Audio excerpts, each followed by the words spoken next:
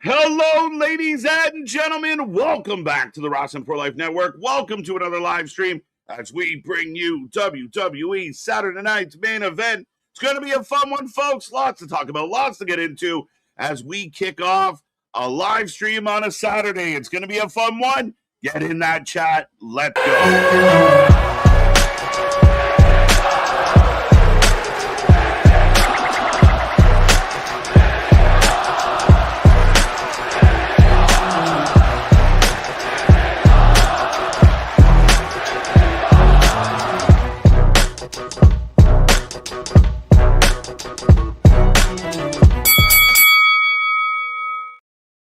Ding, ding, ding. We are live and back at it again, folks. Like I said, we are the Ross and For Life Network. This is another live stream as we bring you WWE Saturday night main event tonight. Get in that chat. Click all the buttons. Be a part of the show.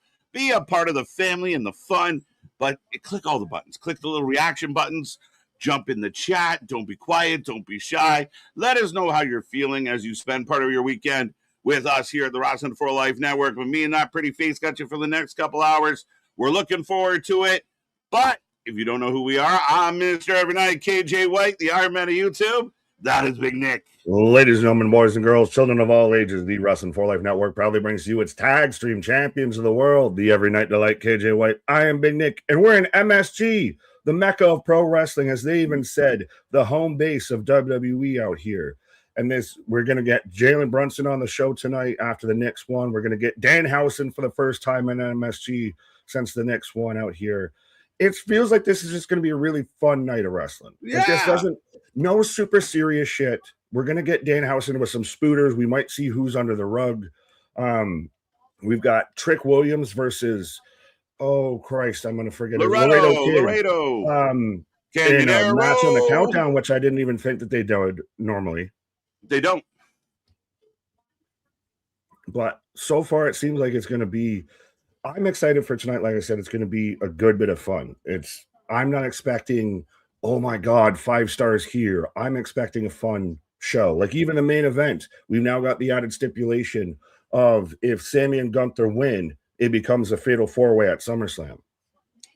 Yeah, I mean, as much as, yes, very much a fun show, but definitely some implications. The SummerSlam main event will either have 2 participants or 4. We'll figure that out depending on how this tag team match goes.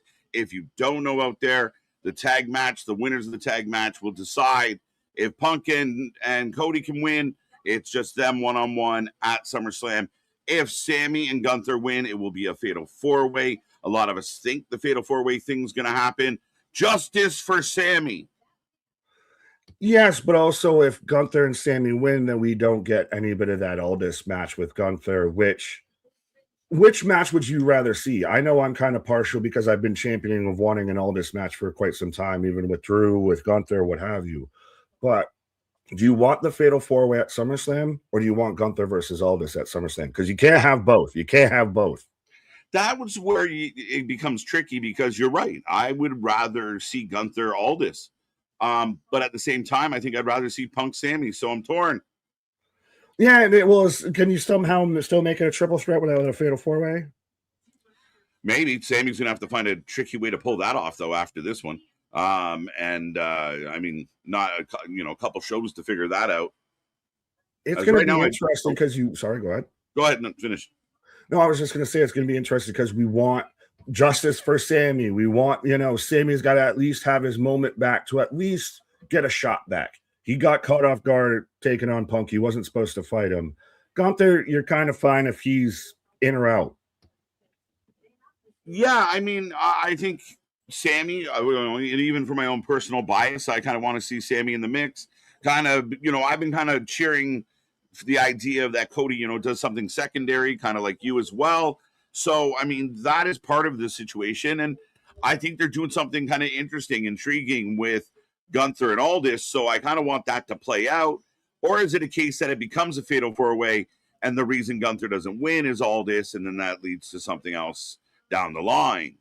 I mean, interesting. It'd be it's a stretch. It's a stretch, but you could do it. Yeah, I wouldn't rule it out. But I see that chat filling up, folks. Keep in mind the prediction title is on the line tonight. So get in that chat. The link is in the chat, and I'll actually keep throwing it in there. Just keep everyone honest. And it's the wrong one. But we'll keep putting the link up. Click the link. We got a good number of people in there right now. Let's see if we can get more people competing to be the prediction champ. Again, we added a couple extra things in there because there's not a lot of matches. But yeah, get in there. Let's go. Share the link with your friends. And let's go, as Laredo Kid's coming out now. So that isn't on the predictions, folks, because it was just announced today, I think. So yeah, there you go. Everybody announced literally right before the show was kind of starting, like a couple hours beforehand. The great strategy that Tony Khan and WWE both use of we'll wait till the last minute to advertise something. Yeah, it's so weird. Just say last minute, threw it in. Well, and you even said, because I didn't think they had done any sort of really pre-show or countdown matches before, so it seems interesting that they throw this one on here. Laredo Kid with the crown of all crowns out here. He is the Lucha King. Yes, but Nick. You good? The knee pad saw a great soccer game. Fair enough. Oh, I did see you say that England went over France. Mike, what up? What up? What a crazy game. What a good game. Oh, my God. If soccer was always like that, more people would, I mean, it's the biggest. More Americans would get into it. But 4 goals in the first half. France storms back. There's a penalty kick. But England ends up making it 10 goals. I think that might be, equal to or greater than all the other knockout games combined. Well, yeah, see, that's why to me, like shit like lacrosse works better than, say, soccer and everything, because it's a little bit more faster paced, a little bit higher scoring. Yeah. That's why hockey don't exactly catch on that much. Baseball still a bit the same way of it's a little slower paced. I won't say hockey's slower paced, but lower scoring, I'll say. No, I think baseball was smart a couple of years back when they started altering some of the rules. And do you remember, for the longest time, man, it would take 11 minutes to get it. It was like the WWE of sports. There was so long between. You could take a nap in the first inning and still wake up in the fifth and be good. And he checks the runner again. You're like, fuck's sake, throw the ball. Right. But all right, I will put a poll. Right, sorry, Nick. I will put a poll up for this. Trick Williams taking on Laredo Kid. And again, a little late announced, but we will take a poll on this one. And your predictions, the deadline is not till 8 p.m. So if you haven't put your predictions in yet, click the link in the chat, get them in, become our champion. Right. And I know we're going to say hi to the chat, but I did see this from Joseph, and I was confirming it or not. And the good old Google machine tells me that it's going to be at Lucas Oil for SummerSlam 2027, not Yankee Stadium. Be interesting as shit if they could do something at Yankee Stadium, but I mean, MSG, has only got about 9 to 10 right here. I don't know if we really want to go into a bigger venue. It's funny because WWE's in that position now where certain cities are kind of bidding for them in that, but Yankee Stadium's one of those ones that, we're full, we're good, we're busy, we're good. And it's going to cost them a lot to run it. Would they ever do it? I think they would. I would highly recommend do Yankee Stadium. Do, the next big kind of Mania anniversary. Do that at a Yankee Stadium. Like Joe just said, the unofficial home of the WWE, right? Well, that's MSG. Well, I could see if you did like a WrestleMania. I don't know if right now. No, but just New York in general, right? Sorry. Well, yeah, fair enough. But yeah, Yankee Stadium, like I said, might be a little too big for right now for where we're at. MSG, like I said, is only, I think, at like 9 or 10,000 right now. Right. I was a little I've been watching kind of the reports and the news and the banter back and forth about the ticket sales of SummerSlam. I would admit, there's no real, I've always said here on the channel, you can't debate the numbers. The numbers are the numbers. And I know some people try to ignore them or only care about them when they're relevant to benefiting their favorite company. But yeah, the SummerSlam ticket sales have been slow moving. It feels like a lot of people, which are true, but I feel like AEW, people are pretty pumped with how many tickets they're moving. So that's, good for AEW, not great for WWE. Still kind of weird, though, because they're in such a big place. And even if they get to 30,000, it's far cry from the 75,000 they once had. Yeah, but it's also like you look at the net as the crown gets tossed, but you look at like Netflix put out their numbers for the pay-per-views Yeah. on Netflix and everything. And Royal Rumble actually taking top of the pops out there. Right. And we argued that was one of their better pay-per-views this year. But here's but that's that they were doing the millions and millions of numbers out there. Now, is it interesting? Like we assumed, like everybody talked about, oh, they're going to move to Netflix. Now the pay-per-views will be available. All their content will be available worldwide. So their numbers are going to go through the roof. And that hasn't been the case. Has it gone through the roof, or has it stayed what got them to the dance and everything? Yeah. I mean, that's a fair question. I mean, what was it? 4.5 for the debut of Raw on Netflix. I thought, something like Mania might have more viewers than that. Yeah, well, because I'm trying to know. I got the numbers. So like Rumble was 3.1 for Mania Night 2 was 3, for Night 1 was 2.7. So, I mean, those are still pretty solid damn numbers. But they're also, you look at the numbers of where they've been before, and everybody goes to the Attitude Eras and all of that, and they're pale in comparison. And realistically, we never really fully knew like the buy rates and stuff of the old pay-per-view system, or how Peacock was doing. We weren't getting Peacock reports. Yeah, I'm a peacock, and you got to let me report. You got to let me fly. On it, let's go. Absolutely, but should we say hi to the people out there? Yeah, I mean, why not? The chat is filling up. Let's go. Be a friend, tell a friend, click all the buttons. Spaz, Ronan, and Destin, the top 3 from last night. So get in the chat. The more you chat, the more points you get. The more points you get, the higher on the rankings you go. Super chat, super stickers get you a bonus. So get your bonus points. Use the super chats. Use the super stickers. Plus, that's your guaranteed way to get clicked on. That's our promise. We'll click on those, even though we click on 99%, depending on what night of week. But yeah, no, we click on as many as we can. And the super chats will guarantee we get you in there. Right. Do you have a Yankees one up? Sorry, I clicked away. The Yankees won what? Who? What? No. No, that was fine. We'd already talked about that, about SummerSlam, of talking about doing Yankee Stadium and everything. That's what preempted that whole conversation. Right. Zach is the first one in. Zach is back. Tropical Fruit Day. All right.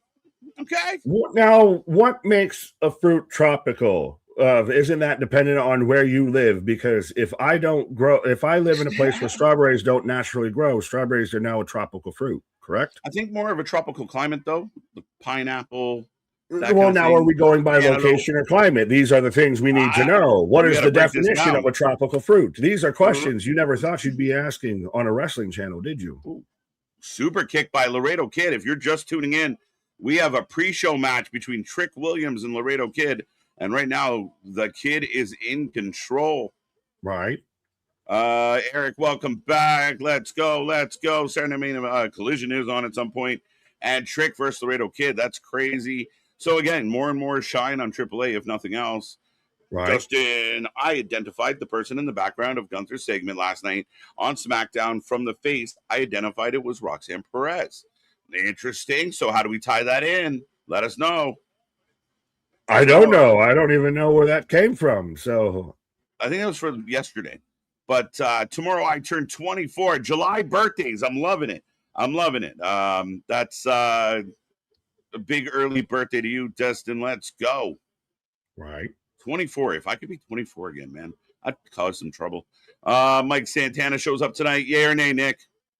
I think so. At least either a video package, or they announce him. He's in attendance and he's newly signed Mike Santana. Interesting. I could see them doing the seat wave. He doesn't get involved in a match or something. Like, where would he get involved? He pulls Lyra off of Bailey? What?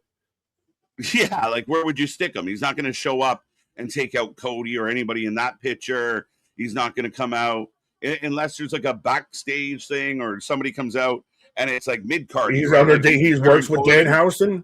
He works with the Housen. Right? He comes out to help Danhausen. That might work. Hey, you want to get him a pop early, send him out with Danhausen. Yeah, but then you're going to have Twitter crash out and say, they made a joke out of him already.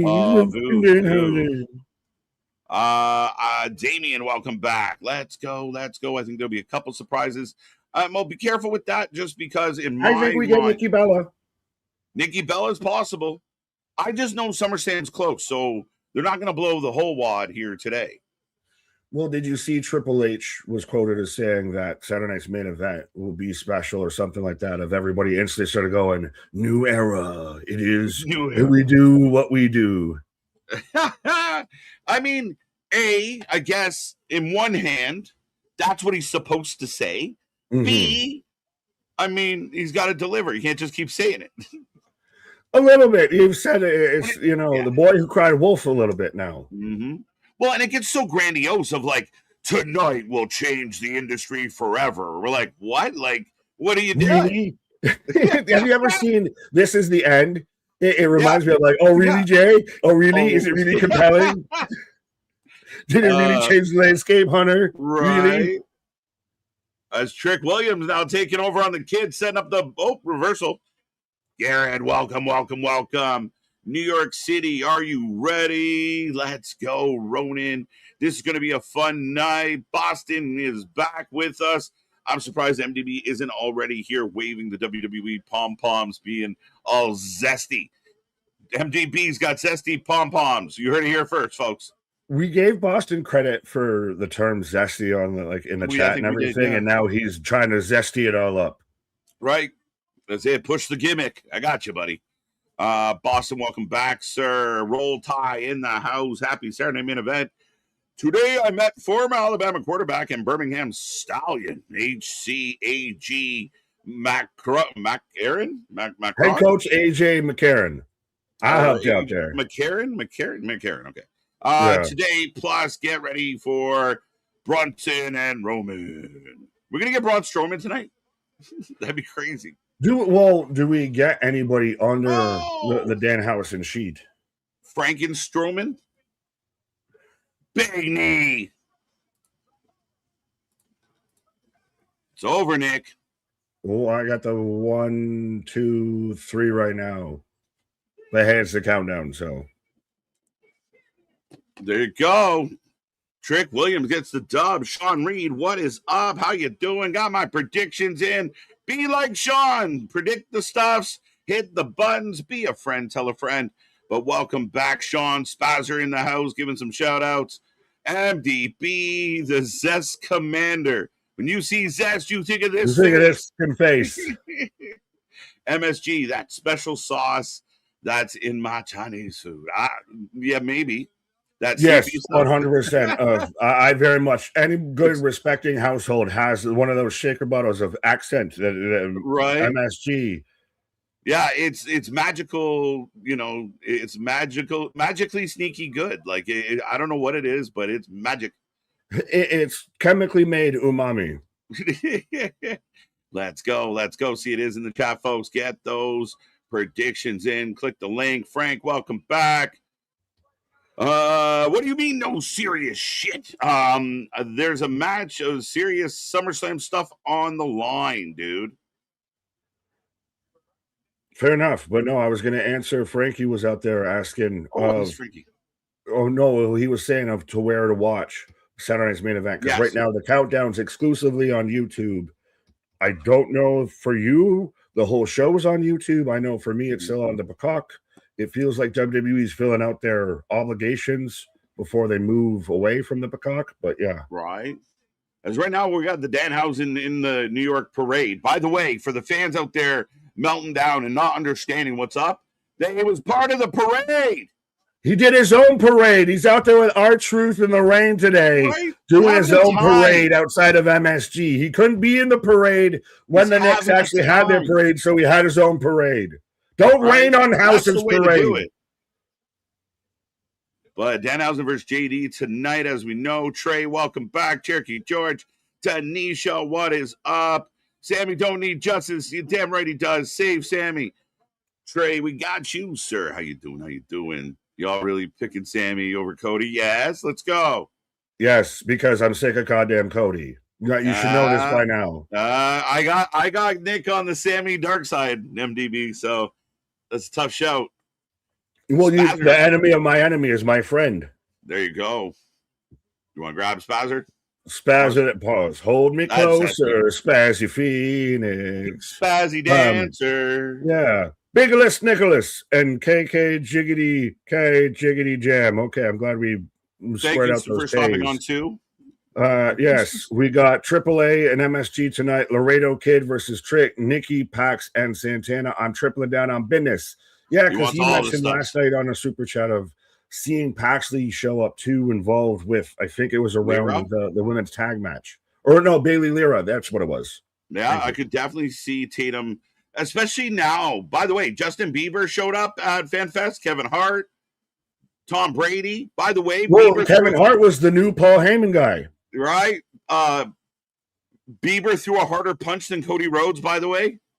Not surprised. Yeah, just throwing that out there that the Biebs outpunched baby. Oh, that's harder than Cody Rhodes. Adrenaline in my soul.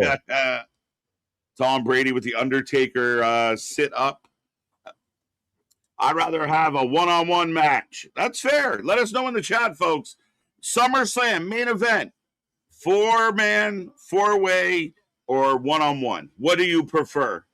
Would you rather take on 3 other men, or would you rather take on one? Pause. Yeah, now speaking of Zesty, here you go. Yeah, well, you got to live the gimmick, right? Right. The ruler, the destroyer, the bringer of war, Oba Femi. Did you see Roman's comments about Oba? Maybe not. So where he was kind of out there of, he's still new. He's still kind of, we got to figure out more of what he is and everything like that before he tries to step to the tribal chief out there. Yeah. Very much like we're kicking the can a little bit down the road of we're eventually going to get Roman versus Oba. Yeah. Oh, for sure. And I mean, we are getting Oba coming out right now. Oh, wait. I still got, let's go. I got Steph introducing Oba. Oh, I clicked away from the pre-show, so maybe I'm missing that particular moment. Fair enough. But you're getting an Oba entrance in MSG, and that's goddamn cool. Yeah, it's got to be, and it's huge. I mean, and Oba has taken the world by storm. I expect, the Roman Reigns we know now, that's exactly what he's supposed to say. That's exactly what I would expect him to say of, this kid's not ready. He's good. Is it so funny that people seem so forgotten of the times, even when MJF would cut whole promos in interviews, still in character, and you think that Roman says something like that, you have certain people that'll run this is what he really means. No, that's the tribal chief talking. That's not Joe Anoa'i talking. Yeah, I was actually having this conversation a day or two ago. We all talked about the death of kayfabe.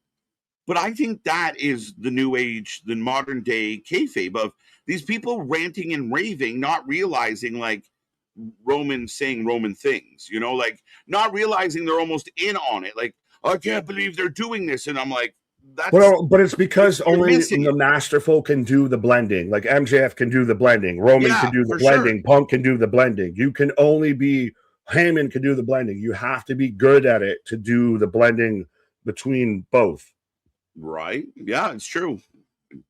Off-key legend, welcome back. Z-Man, I see you. Let's go. Reader, we got you in the house. Bernard is with us. I see my name, but I'm scrolling by. Cherokee, let's go. Frankie, let's go. What is up, Trey? Let's do this. Brandon's back with us. Guardian, I got you in the house. Ronan, welcome back. Jason, this Oba, the Oba thing is unbelievable. MDB. What were they just? I was trying to hear what they were just chanting. It sounded almost for Brock Lesnar or who something. MDB, Roll Tide, let's go. Bash, welcome back. AR1, Joseph, other Joseph, maybe. Nope, same Joseph. Kevin, good to see ya. Ronan, we got you, Boston. Dun, dun, dun. We're almost at the bottom, folks, but let this list be long. 444 is back with us. Let's go. Bernard, Ethan, Mega, Nick. I don't know if you see any names that I didn't grab, but Paul is one of the last ones on the list. There you go. Well, I'll just click through a couple that I see out here. Bernard saying Cody needs to stop doing athletic stuff outside of the ring. The guy is so uncoordinated. It makes no sense. He's not helping his aura. That's for sure. No, he's not aura farming, as the kids might say. Nick is the queen of zest. He was a zesty queen. I live in his head. Absolutely. You know, I heard the geniuses over at the Blind Observer talking about how, like, Oba, I can't believe they made him admit he was afraid of Brock. This is so dumb. Wait, what? Like, you and I talked about it live of Oba saying, you know, if I went after that belt, you were going to fuck me anyway. We were all waiting for it. You know, he's been looking over his shoulder. We thought it was going to happen during the tournament. Yeah. Oh, they made him look weak. They made him look afraid. Does he seem afraid? Feels like he sat there and popped up after taking an F5 and said, "You're in front of me now, and you're still a bitch." Yeah, you don't seem afraid at all. It just sounds like it makes sense. I'm going to put this guy down, and then when I do, Roman better be on notice. I got to deal with this problem. You're going to fuck with me either way, so I got to get you out the way before I deal with anything else. Like, they never explain anything. They never explain. Okay, here's our explanation. We don't like the explanation. What do you want? I mean, they explained it. I don't think it. Does Oba feel any weaker today than he did 6 days ago? I don't have an elevating desk, but my desk just rose because this man out here hitting the what cadence with, you know, I am king of the ring, and I am going to destroy Brock Lesnar, Is who becoming like the new what? Like, that was so well done. God tier fucking promo. Yeah. You know what? Uncle Dave, you're right, buddy. This guy, they killed him. Look, they killed him. Oh my God. He's never going to have a career. This is what you're so folks, make sure you tune in and you click into Peacock out there to watch, you know, Saturday's main event is Oba sending it off. Yeah, if you're international, it is on YouTube. So we will be switching from one stream to the next. But we are set and ready to go, folks. Get in that chat. Click all the buttons. Nick and I are going to try and dial in, and this might be a little trickier than normal, but you can follow along at home as well. Housing and Truth, straight up comedy gold. Yeah, absolutely. So you have Damian go to AAA. You leave Truth here. You give the belts to someone else, and you let our Danhausen and Truth have a ball because that's just Prince money. Like that. Well, it's now going to be no DQ for this match and everything. So I'm expecting some goddamn calamity. You're going to get Miz and Kit Wilson and do all the zombie bullshit. If we didn't see the Enzo and Cass, or at least the Cass video package, we would have thought they were going to be here. That's true. I mean, it is New York. It could be a thing. Get out early on good behavior. Right. Maybe. But Bruce, CD, what up? Triple threat with Sammy. That's, I think, where we all kind of meet in the middle. We're all okay. Just do the triple threat. It doesn't need to be a fatal four-way. Okay, so tonight we have the match, and then they lose, and it becomes one-on-one. So how do we, like, what do you do with Triple H? Sorry, what do you do with Sammy on Monday or Friday to get him back into it? I got a video package happening. Oh, I was gonna go. I was gonna say then, but you were talking on that. I had the now. I got it forever. Ethan, see you. Oh wait a minute. I'm at together. You might have to tap just because I paused by accident. I have the Skyview MSG. Yes, I'm gonna just let it go and we'll see. So we're showing Bruno Sammartino. We're showing the whole legacy of MSG. Yeah, Ali in the MSG on the Twitter. That's great. How do you know you're old? The right. Twitter, the Facebook. How you know? Okay, how you know? Stop, Jensen, Chad. I'm just here to use kayfabe logically. Use kayfabe respectfully. Right. I will say this. It's 8:01. If you haven't done a predictions yet, and I'll throw the link up one more time, I'm going to give everyone to the start of the first match. So if you can hear my voice right now and you haven't clicked on our predictions link, click it, and you have until the start of the first match. So you got a few minutes. Get your predictions in. Don't miss out. Yo. And they put an emphasis in this video package on the Knicks winning. Let's go. Oh, Boston, you know me better than that. That's jokes. I was busy. Mind your business. I don't give a fuck.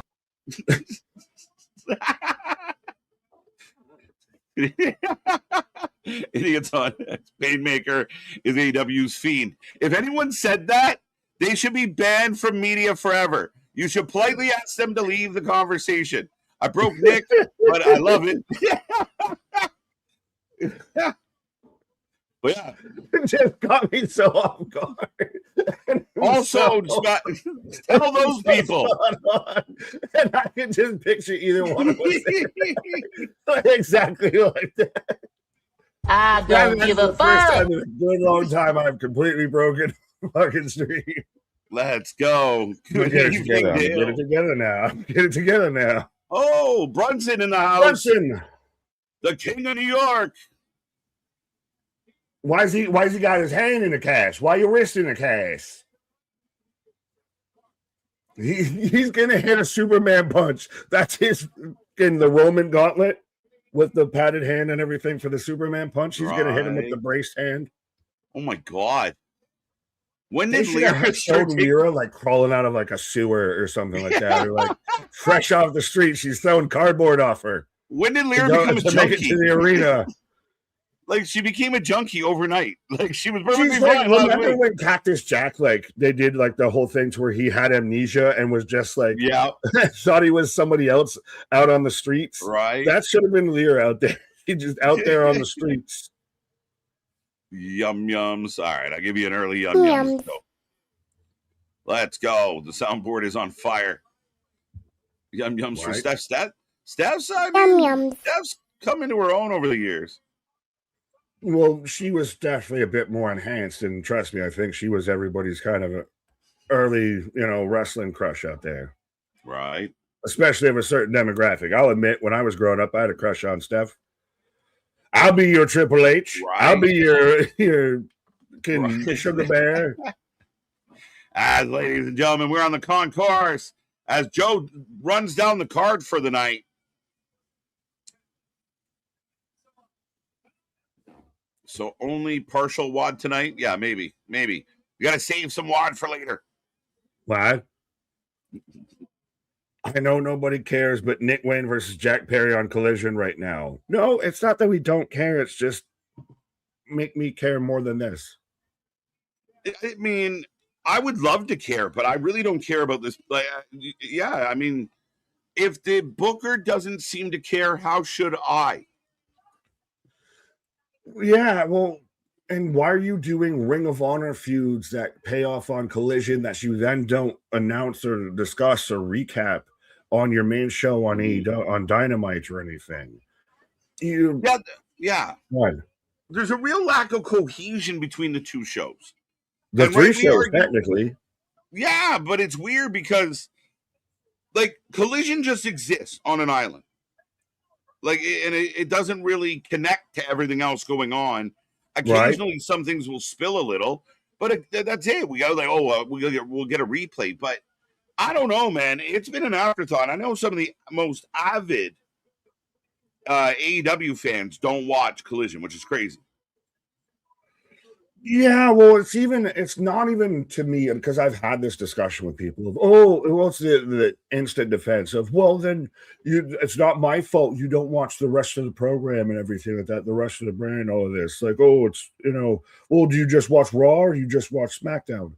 But they give either way, they still have video packages between both brands, between both shows that, highlight what happened, what you might have missed for week in and week out and everything. And at least acknowledge major events that happen. Like a Hangman Adam Page showing up and confirming he's not going to challenge for the world title. He's going to honor that stipulation, what have you. Yep. Should be a whole... We haven't seen him since the match with Maxwell. That should be a moment you replay in a highlight. How is that not a bigger moment, period? Like, if they had done that to one of the top WWE guys, there would be an outpouring of disappointment.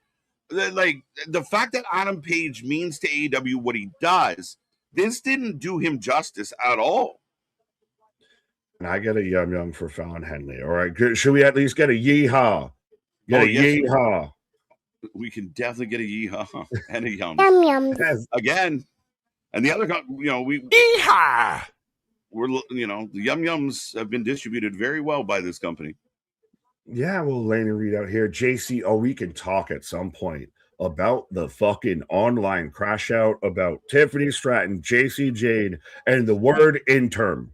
The word interim has never been discussed more on online social media until yesterday. What is happening in the world? Like, the simplest of things become this like snowball of just Slow rage. Tuesday, so I got to find minute shit to argue about.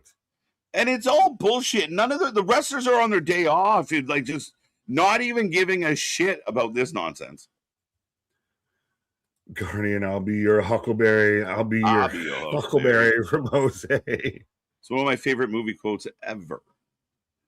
I'm terrible that I blanked on it, but I'll be your Huckleberry.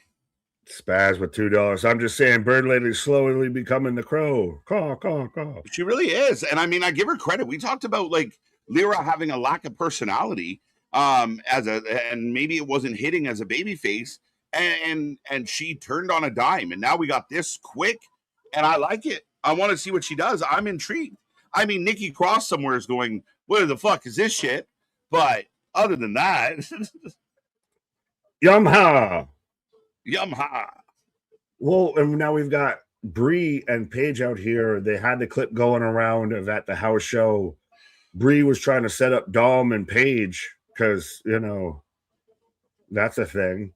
That's a thing. Now, the other interesting part is, as a Canadian, the channel that usually provides Collision does not seem to be currently providing that. Oh. So that's an interesting thing. Now I'm just double checking because there's like umpteen options. Maybe it's on this one. Let me see. I didn't even realize until just now when Ref Jess is holding up both women's tag belts, they have different side plates. They have individual side plates, Bree and Paige. I'll admit, I didn't quite notice that either until you pointed it out. Oba is him, Oba here. Again, folks, blow up this chat. We want to see triple digits. What's up, Maddie? As we are off and running, last call. The predictions are about to close. Plus, you get your votes in on the poll as well. But good luck to everybody who participated. The predictions title is now closed. Right. Let us know who you got. Whether you got Scream Mode, you got Fatal Influence out here. And actually, both teams finally got some matching attires out here. I'd like to see Fatal Influence win now. I saw a lot of people crashing out because, and we even talked about it last night when it happened, of Tiffany wins over JC. We thought they were pushing JC. I would have liked to have seen JC in there. I don't quite get having your women's U.S. champion in the match and everything. But people instantly acted like JC's buried now. She's been completely ruined her entire call-up. It's made no sense. They're wasting her talent. She's withering away at the vine. Oh. Guys, some of these people, some of these athletes are starting what could be an 8, 10, 12, 15-year career if they're lucky. This is the beginning. They're going to go through ebbs. They're going to go through flows. This idea that who is going to take losses? Like, at this point, nobody's allowed to lose. Everybody that loses, there's a meltdown. She's going to be just fine. She's here now. Their faction is brand new. It's still doing good things. I agree. Maybe the U.S. champion didn't need to be in this. But arguably Tiffany's a bigger name than JC. But I get it. I understand why people want JC, but we got to stop giving up on wrestlers after a month, after a couple weeks, after one loss. Like, we got to give them a chance to, flock off and get out of the nest. I want JC to be in the match. I don't think, and this is an issue, it's even same thing with like Kevin Knight and Kenny Omega at Redemption. You have too many champions and you have champions involved with other championship things instead of defending their own championship. And as a Tiffy fan, of I didn't want to see her win that match, but I think you pointed it out that night but it's Minnesota, and Minnesota is going to do Minnesota things. It's the same reason why Chad Gable was the guy taking on Penta. Mm-hmm. Tiffany is going to be somewhere on the card because Minnesota. Yeah, she might win the damn thing because of this whole new trend in wrestling of, everybody wins every time we're close to their house. It's insane to me. What's up, Heather? How you doing? Ken, welcome back. Let's go. Flamethrower, Fluff, Salisbury. JV's back with us. Thank you, Dale, Paige, and Bella. 68% of the predictors took Fatal Influence. Fair enough. So it's not exactly like a clean sweep or anything out there. I could still see to where Nikki Bella gets involved. And is it after they lose, or is it to help them retain, and then down the road you see the split up between Nikki and Paige? Yeah, I mean, we've kind of been talking about how this dynamic's going to work. We're expecting Nikki to come back. The obvious or, most likely way is that, there's some type of issue with, the fact that Paige is in Nikki's spot, and we go from there. Right. Action underway.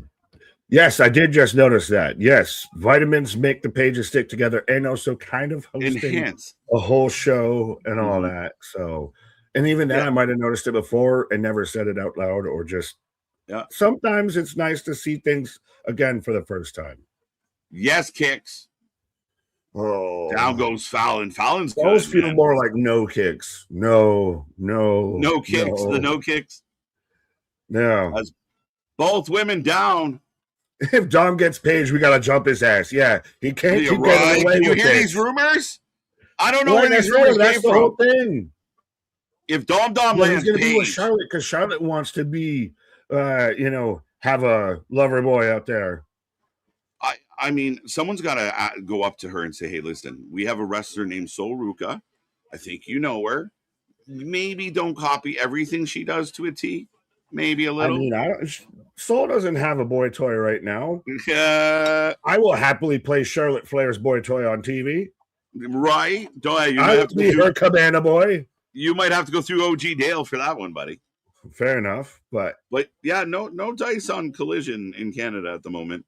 Maybe my fellow Canadians out there, if anyone knows, but irrelevant to Saturday Night Main Event. Kevin, what up? Every time I get there, it goes away. No, he's just saying how you doing. But I did like this, though, from JV. Been a minute, sir. Can we take a minute and acknowledge how wrong all of us were when we dubbed JC Jane the Marty Jannetty to Gigi's Shawn Michaels? I live with that fucking call every day. Right. That is proof that I am not impotent. I am not, without flaw. Yeah, no, I mean, all of us were kind of dumbfounded at how it played out, and everybody had such high hopes for Gigi, and I think sometimes the fans can get a little sidetracked and confused, easy on the eyes with, wow, they're really killing it, and the WWE saw something more in JC, and it looks like they were right. Laney misses the moonsault. I don't even know why she missed that. Just nobody home. Did Brie pull Paige out of the ring there for her to the apron? Oh, no, there she is over there. I don't know what happened. That was crazy. Right. Yum Yums tag match. Yum Yums. Fallon is just, wow. Brie mode. Oof. I would like to see Fatal Influence win here because I want to see at some point. And could it be at a SummerSlam you get Nikki Bella versus Paige? And is that something that, might put some asses in seats, Tony Schiavone, when it comes to SummerSlam? You let her work. Don't you put her in a group with Lyra and Tatum? The leader of the Hot Topic tribe. Right. We tried that once before, KJ.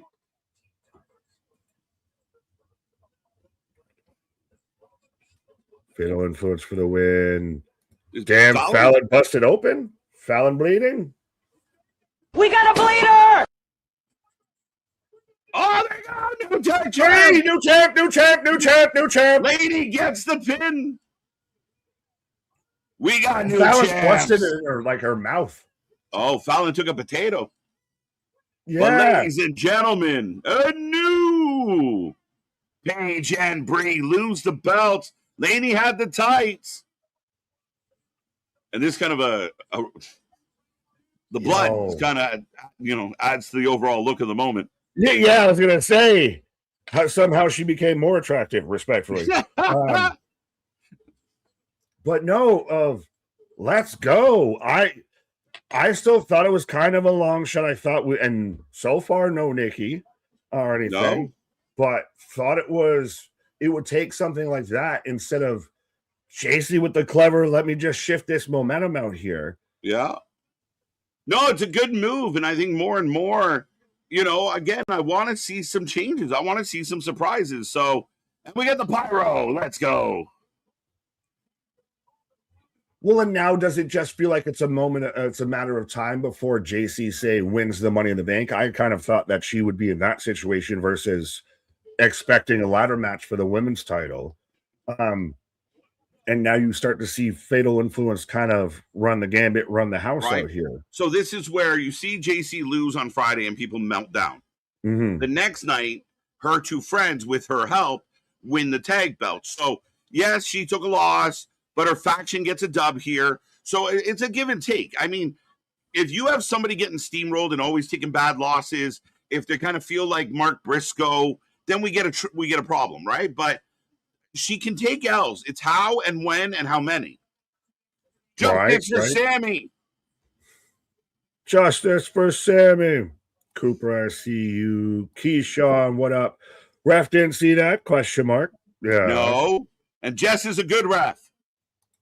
Here comes the fireworks for a nothing title win. No, that was absolutely a something title win. That was a title change. Mm-hmm. How dare you? That's a huge title win on Saturday Main Event. It's huge.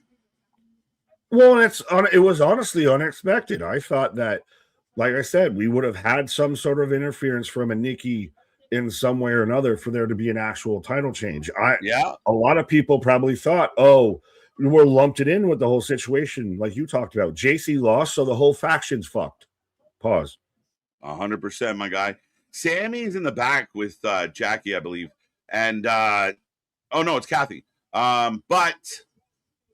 Listen, for all the Sammy naysayers out there, listen to this man cut this promo. It is on point.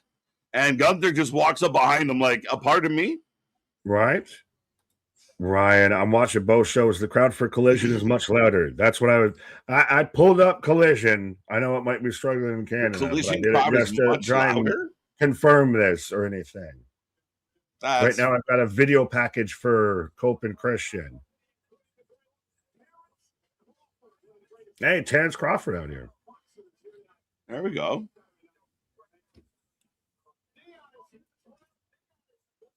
Oh, what the Hey, we got the Danhausen blimp. Hey, little O'Shea. Hey, what do you say? There you go. Yeah, that's crazy. Collision is not. Trick's already out in the crowd already. Trick wrestled earlier tonight. It's already out in the crowd. The Trick was I don't give a fuck. Save my seat. Save my seat. I don't give a fuck. Exactly. Man was already out here wrestling the Laredo Kid, won, and comes out looking fresh as a daisy, smelling like roses with his lemon pepper steppers in the front row. But they lost the furry belt. The furry belt doesn't exist anymore. Why doesn't the free belt exist? Did I miss that? Or did he just not have it? I didn't see it there. Oh, we're getting the Danhausens. The Hausens is in effect. Right? I was like, oh shit, the righteous. I had the same thought. I had the fucking same thought. Trick, did he even hit the showers or did he just put his vest back on and go sit down? Roses really smell like boo poo poo. There, you can take spaz for $10. I'm sorry to be blunt. Tiffy as U.S. champ is a lame argument. It's a world title shot. Look at the U.S. IC tags.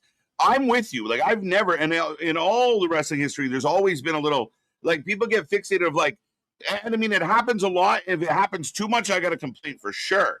But I mean, I mean, in the past, we've had some really good, mid card champions go after the main card, or the heavyweight title, or the whatever you want to call it. So Spaz, I'm more on your side than I'm not for sure. As champion, I don't like even Kevin Knight challenging Kenny as TNT champion. I think you should have had a match there. I don't like Tiffany being involved in this match as U.S. champion. She should have had a match onto her own on SummerSlam. Like, I get the talent thing, but at the same time, you can't just give them a pass because they haven't built a mid-card division. That's something they should be held accountable for instead of giving them a pass for. No, and then the only argument I had against that, Nick, was the fact that they were setting up like Jade and Charlotte and Tiffy were all involved together, and then it's like they shifted because of the injury. I feel like they had built a good mid-card. It just became the main event spot because Rhea wasn't there and there was no angle for her. Yeah, but we don't even know what's going on with Charlotte now, or what's going on with the Nias and the thises and the Natses and the Bippins and the Boppins. Right. Well, Nia's going to fight on Friday. Charlotte and Nia Friday, or is it who's fighting for it on Friday? No, that's the one that they announced after the Curse Father match.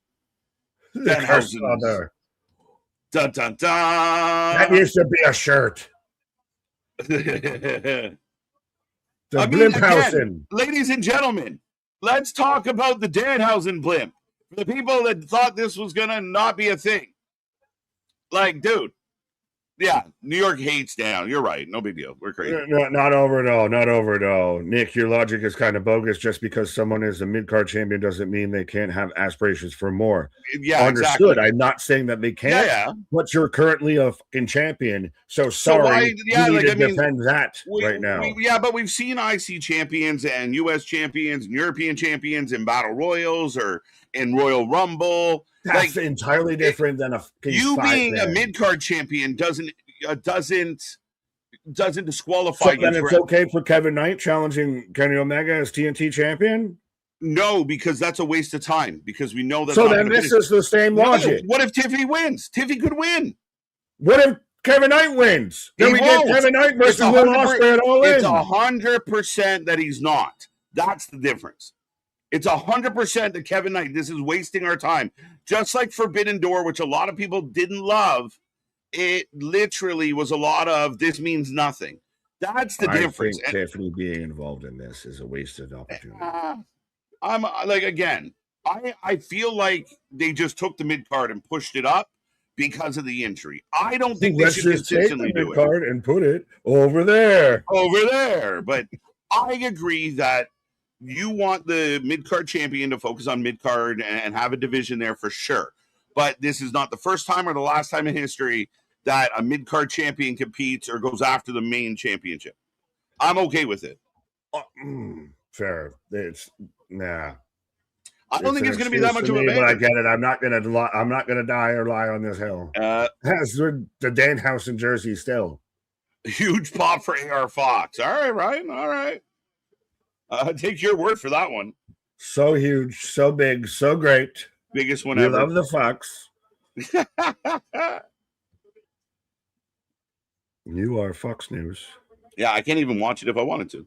Fair enough. As I got I could. Superman punch from Kevin Knight as I got the Dom and JD in the center of the ring. Oh, yeah. Shit. Next match. Let's go. Polls going up. Glorified house show. That's exactly what Saturday night's main event is supposed to be. Yes. Ding. It's not supposed to be Summerfest. Thank you, Jeremy Piven. It is out here just to be a glorified fucking house show. It is supposed to be, hey, MSG. Hey, Jalen Brunson. Nick's one here, right? You remember Danhausen. He's the guy who uncursed you. What kind of shit is that? Yeah, why you got a cat in a cage? Why you got a cat in a cage? Despite all my stuffage, I'm still just a cat in a cage. He has the cloning machine here, so stay tuned, folks. What is going to come out of this box? I don't know, but Anthony said, Nick, I'm on your side. I will die on this hill with you. There you go. There you go. I like it. Nick, we know that Charizard is in Danhausen's crate. He's got Nick's attire on. He's got the Nick's attire on. Uncursed on his ass. Pause. Sus. Zesty. Nixhausen. Right. Nick, come on, son. You know Knight is a sparring partner. But it's the same fucking logic. I'm saying that neither should be having that neither should be challenging for a world title. Not same logic though. Tiffany can legitimately win. Kevin Knight has You're gonna Tiffy two belts? Tiffy two belts? Yes. Why not? In Minnesota? I'm a Tiffany friend fan, and I'm hating against this. You can't see her standing on the turnbuckle in Minnesota with the fireworks with 2 belts? Yes, because she's barely defending the first belt. So what? And she had just fine. She was just hitting all that shit with Jade. You can't handle one job. Why am I going to give you 2? She was handling it just fine. She still got the belt. Nobody beat her. She's only had one defense. Hey, you don't give your shit. You know, it's not your fault where your boss puts you. Yeah. Right? You got to work that section. What are you going to do about it? You just do what you're told. Now, I'm guessing at this as JD is right now working over Danhausen.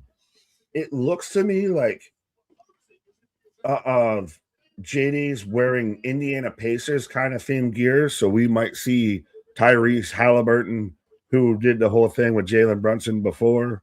If we're gonna get the whole no DQ and playing on Knicks, NBA, New York City Pops and all that. Very possible. Nobody said shit when Seth Rollins was US and then WWE champion, so I agree with Spaz. So Tiffany Stratton is Seth Rollins? Hey, listen. Yeah, why not? You want her to be special? You loved her. She's not. Seth Rollins won that as literally the hand-picked corporate champion. The U.S. championship? He won the U.S. He got picked. He was the U.S. champion then, and then won the world title, got forced in that scene because he was the Triple H guy. He was the corporate guy. Yeah, that's exactly. When he had corporate Kane and everything. We can do that. Just like when Warrior took on Hogan and won. Just like when those Macho, 2 situations are not the same. Just when Macho, just when Austin and Triple H, just like Jericho. I mean, we've done this 100 times. It's nothing new. It's not a big deal.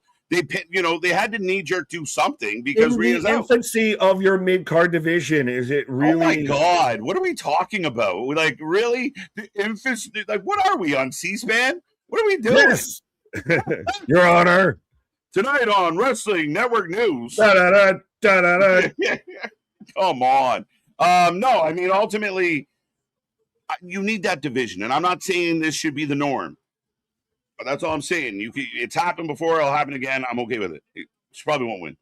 Is it Norm Macdonald? Right? Normie. Oh, Dom's wiping the white knight. Oh, and they're booing. Musty, dusty, crusty white Air Forces. Right. With the Knicks jersey. The only way I'm putting Collision on is Mama Wayne shows up. Mama Wayne, Mama Wayne. True. Why is he doing WWE commentary? Because everybody crazy about a hot run. I was just about to go there. That's jokes. Yeah. Why CC top? What else are we supposed to do? We're retired. I'm back in a New York groove. Right. Clothing machine. Be afraid. Who's gonna come out of the box? Who's in the box?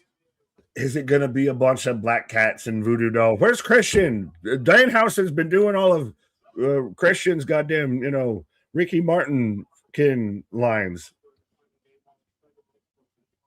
We've got this stuffed black cat in a fucking parakeet cage. He's like the kid from Dumb and Dumber. Pretty bird, pretty pretty cat. Right. Petey didn't even have a head. Our pet's heads are falling off. I don't have a button for that. I wish I know. I have I got JD. Yeah. So you're saying there's a chance. That's a good one. You're like Kevin Knight. They're saying there's a chance. No Mama Wayne, but AR and Knight are hooping. Let's go. I like it. Should be. It's on paper. It's been a good match and everything, but this is what could be your TNT title scene, which is what I'm arguing. This should be your mid-card title scene. AR's been floundering in Ring of Honor, have him be in your TNT title scene on TV. JD now wiping his butt with the Knicks jersey, draping it over him as he goes up to the top rope. Moonsault, nobody home. I'm not digging Big Nick. I think maybe that was supposed to be. I don't want to put it the other way around. I'm digging the topic. Let's go. Tiffany could be Seth Rollins. She has cachet. I like it. Oh. As Kevin Knight gets the win, Danhausen puts on the jersey. He's getting slapped around. Could you see Danhausen ever actually winning a title in WWE? Yes. Which one?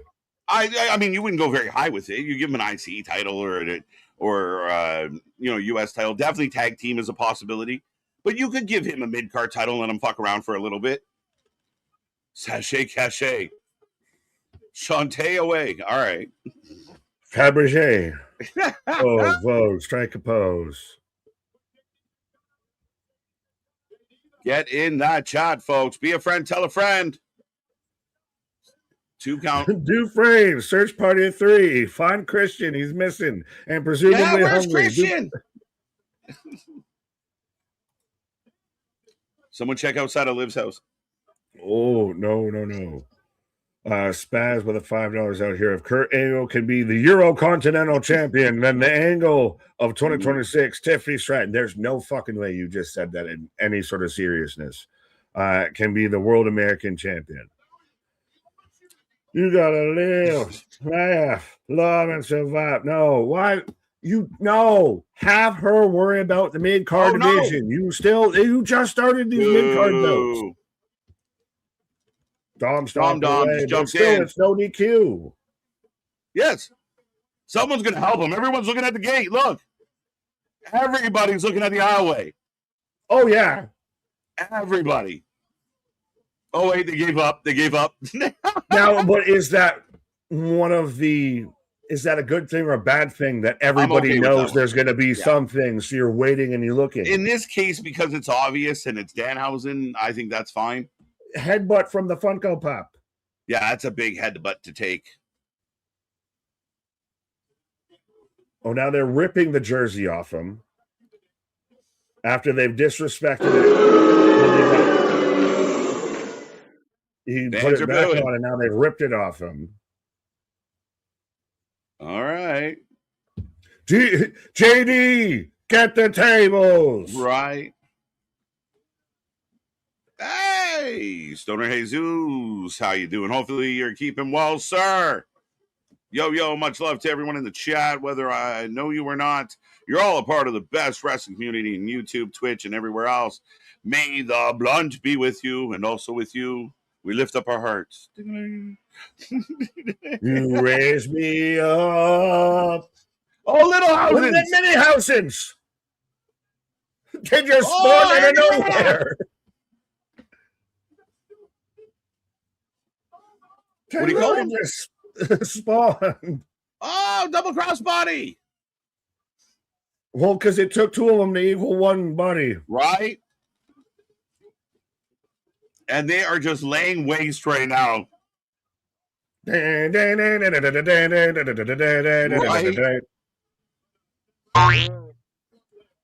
That's the sound every time they take a bump. Right. Oh, my God. Now they're getting beat up. Random squash 6-man tag on Collision. Hachachero, Jake Doyle, and Brian Cage versus 3 skinny jobbers. Yes. O'Doyle rules. rules. Oh. Black Cat. Cat in the cloning machine. Yeah, it's going to be Ricky Martin. Who knows? It's going to be Ricky. Where's Christian? Could you imagine it actually is Ricky Martin that fucking shows up? Billy Corgan, despite all my rage, I'm still just a cat in the cage. So Danhausen has loaded the cat into the cage, and Littlehausen is getting whooped. What the fuck is pro wrestling? The Littlehausens are getting beat up while Danhausen's loaded a cat into the cloning machine. Yeah.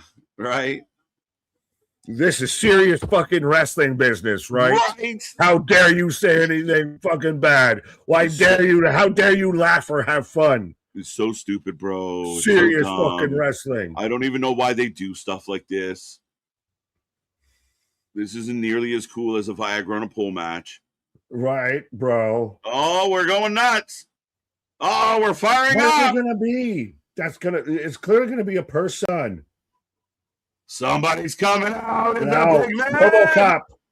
Let's go. I can't even Carl Anthony Towns. Why did I not even make that connection? They're in New York City. You got the cat. The cat is here. Carl Anthony Towns. Let's go. And look at the big man. It's alive. It's alive. Crowd goes nuts, and that's what this is supposed to do. Yeah, Nair's in. What's up, Nair? Yeah, didn't even connect it. We were thinking wrestlers. Didn't even think. Yeah, well, sat there and thought too like wrestling lore with it. And they're like, nope, he's just out there with the big pop. Oh, cursed. Uh-oh. JD's caught. One-handed choke slam. And clean. From downtown. Dom's about to go through the table.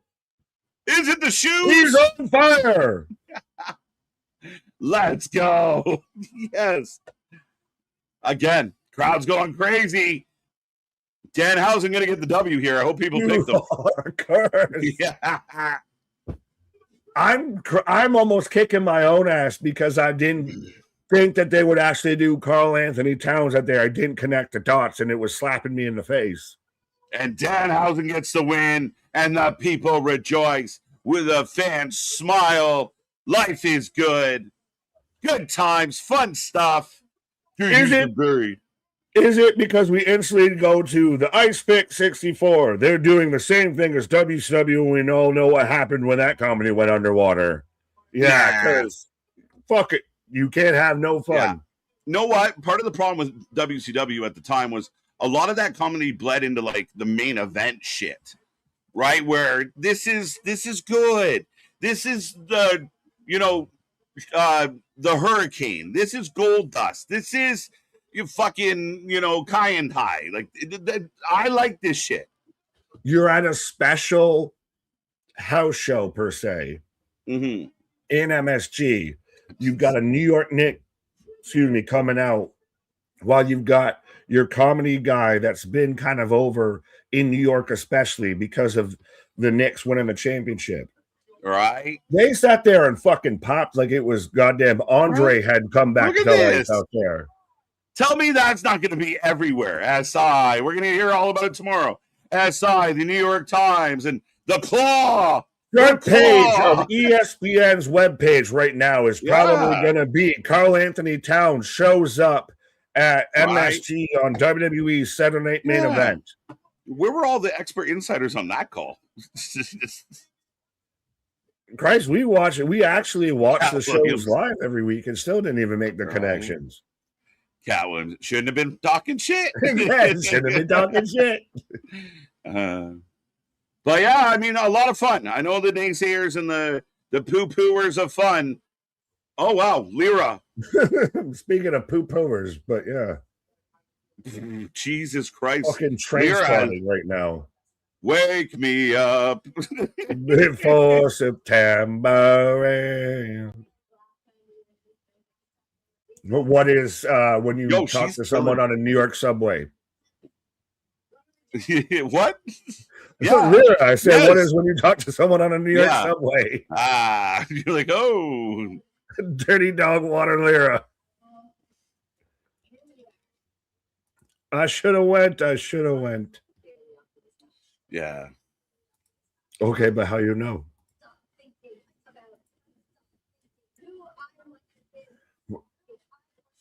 I'm drawn to this. I mean, I like this, how she's doing this.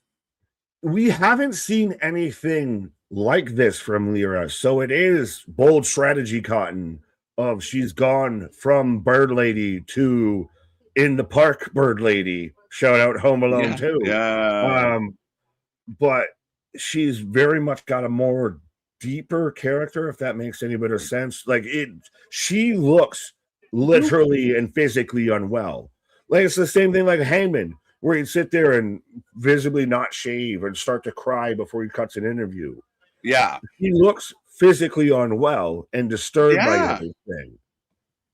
And again, like her delivery, like even at the beginning when they were talking, like, and she's like, you know, those involuntary kind of like, holy shit, you know, Lyra's actually unhinged here. Good job.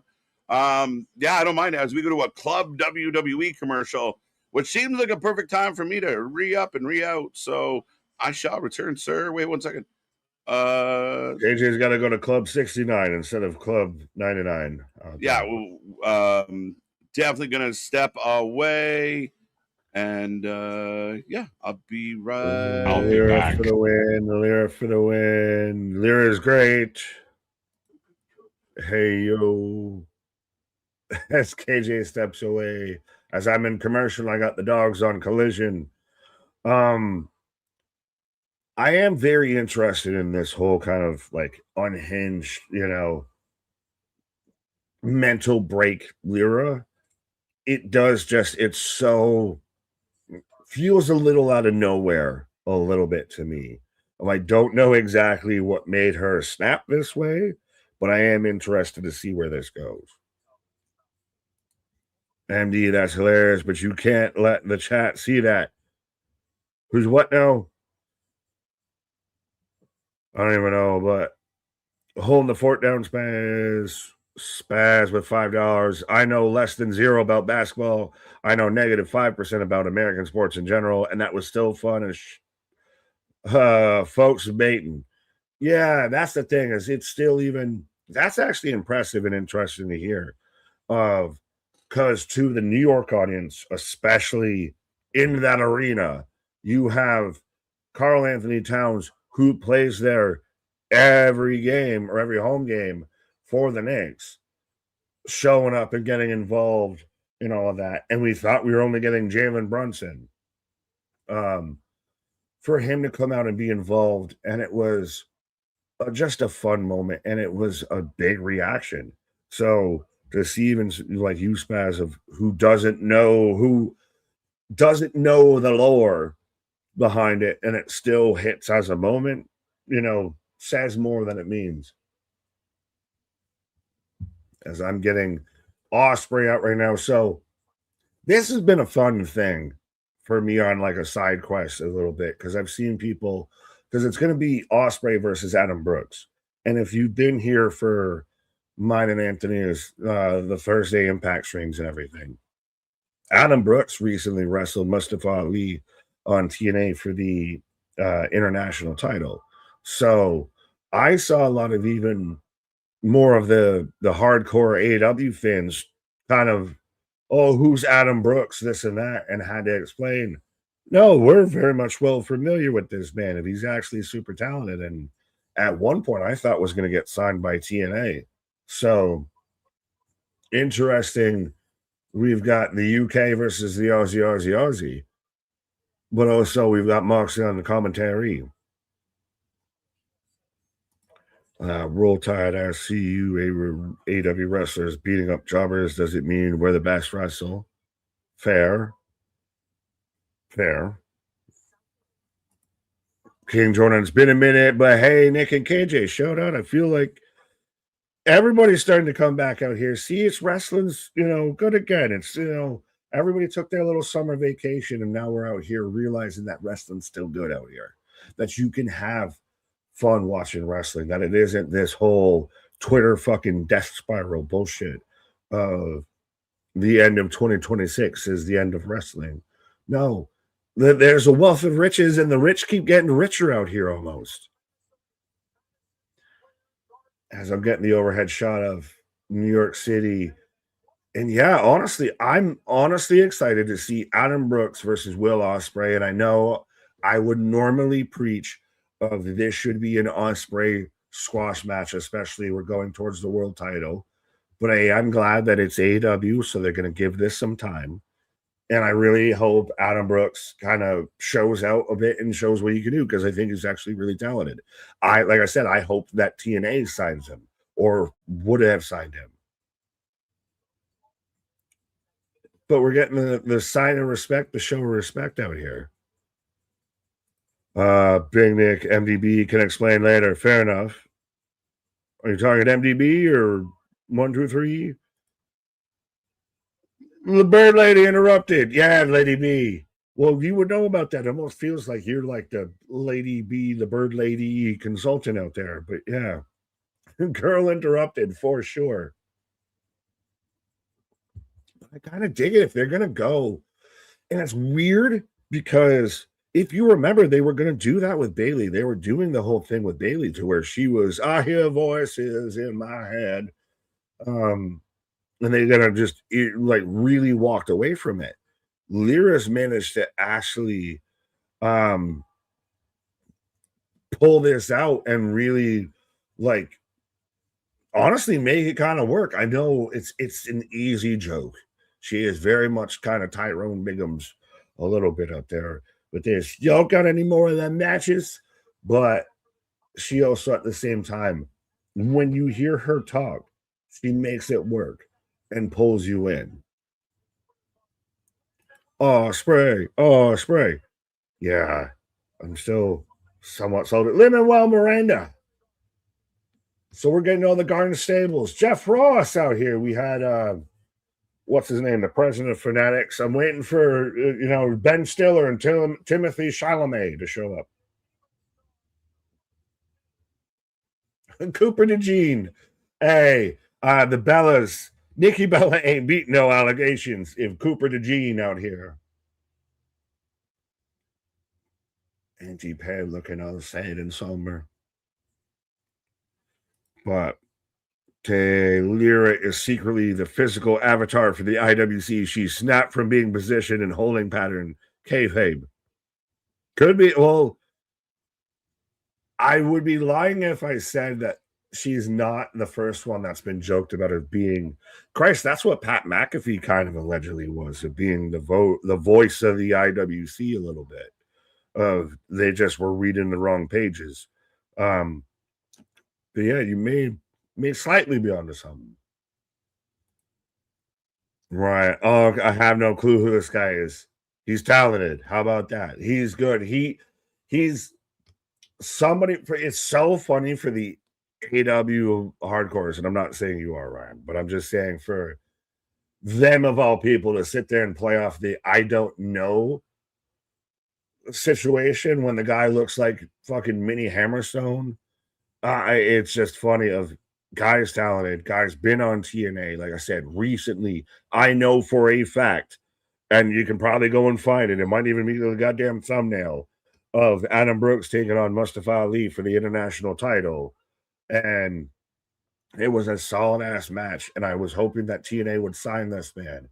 So him out here, what normally would be a squash match, but it's AEW, so they're going to give him like 10 to 15 solid, is really going to help him kind of showcase. He looks like if Hammerstone and Copeland had a child. But they're out here. I almost think she needs to change from like the Bird Lady gear with the whole personality shift and everything a bit, because she doesn't even look like she's like comfortable in her. Like it looks like, yeah, mom, I'll wear my fucking outfit. Like it doesn't seem to suit her quite so much anymore. She's no pomp and circumstance. She's more Kurt Cobain grunge. Spaz, you should be a Charlotte Hornets fan. Who, what? They did make Cage and DCF look strong. Fair. This is trio match for Adam Brooks. It'd be interesting. I don't even know if there's ever been such a thing when it comes to AEW as a trio match, especially with a guy who's in your world title picture with John Moxley on commentary. But I got Bailey coming out right now. Again, let me know who you got for this match. Whether you got Bailey, whether you got Lyra, Does the crazy bird lady pick up the win? Is Bayley ever so close? Is she on her way towards AEW? Could we see Auntie Pam out there with Monet? She looks like someone cropped. Oh no. Yeah, she does kind of have that poo-poo foo-foo face. I hope Tatum shows up in this match. I think she will. Like,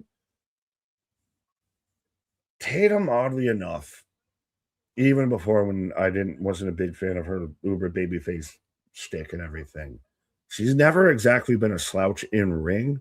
It's been more all the character work around it that makes you really not buy into it. Like, she's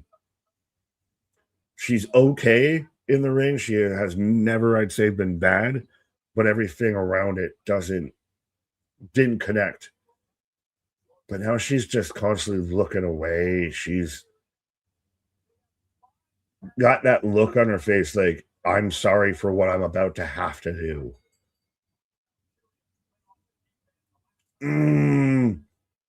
I still don't like blood feud, especially something like this, with Lyra getting out there all twist around and we start into a fucking collar and elbow tie-up. Start just hockey fight. Start hockey fight, and you can go into that. You can build into that instead of just starting on a blood fucking feud with a wrestling move. Nick Hera, Lyra has that look like she ate a Taco Bell lettuce before the match.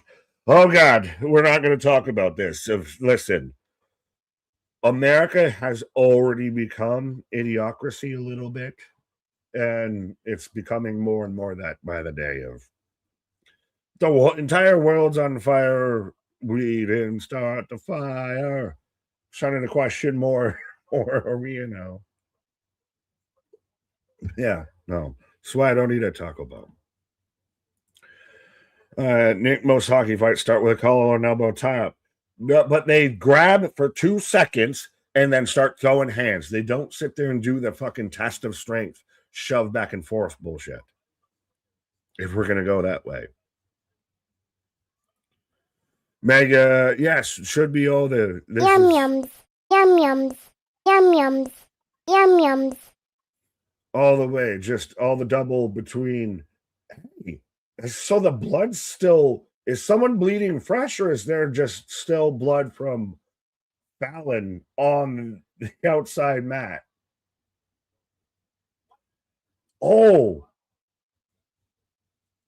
So did Bayley just bust the fuck out of Lyra with that elbow? They show the... Yeah, she's busted the fuck open. Yeah, so Lyra's got the bloodiest face, the bloodiest nose, probably a broken nose after the forearm from Bayley out here. And it kind of fits into the whole fucking gimmick and everything. And why I was saying, should have started with them just throwing bows, throwing hands out here instead of the wrestling maneuvers, because this is supposed to be, you were my friend. I trusted you, and you screwed me. We got a bleeder. Oh, We got a bleeder! I almost accidentally clicked on my own, like, fucking bell I'll be here. back. Yeah. I leave comments also. Yes, Paul. Yes, you do. And everybody else should too as well. Let us know after the stream and everything how you feel about tonight. Of what's your takeaways, what's your opinions. Is Lyra just wailing away on Bayley now? As Ospreay gets the win, over Adam Brooks, but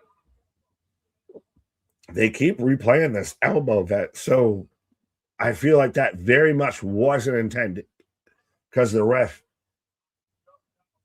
keeps grabbing the towel to help her, so she can see. But it overall helps so much more with it. It's one of those happy little accidents of wasn't supposed to. Oh, that was kind of awkward. She sold herself way too much with that.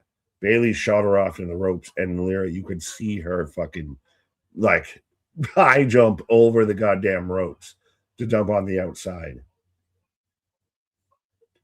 As now Bayley's conflicted of, I didn't mean to hurt her. I wasn't supposed to pay. As Darth Sidious, Darby Allen out here spray painting on a fucking car. Kevin needs to be humbled. You know where this would have been great as a fucking video package and built to a story of Kevin Knight versus Darby Allin on the goddamn pay-per-view that you had already moved off your world title feud of. You could have even then at least main evented it with Kevin Knight versus Darby, because that could have been a story you built to where Kevin Knight's having an issue with Darby because Kevin sat there and stomped this man out when he was getting carted off on a fucking stretcher and everything. But no, you've wasted both of your top matches on this fucking pay-per-view. But I digress. As Lyra's still kind of mollywopping Bailey around out here.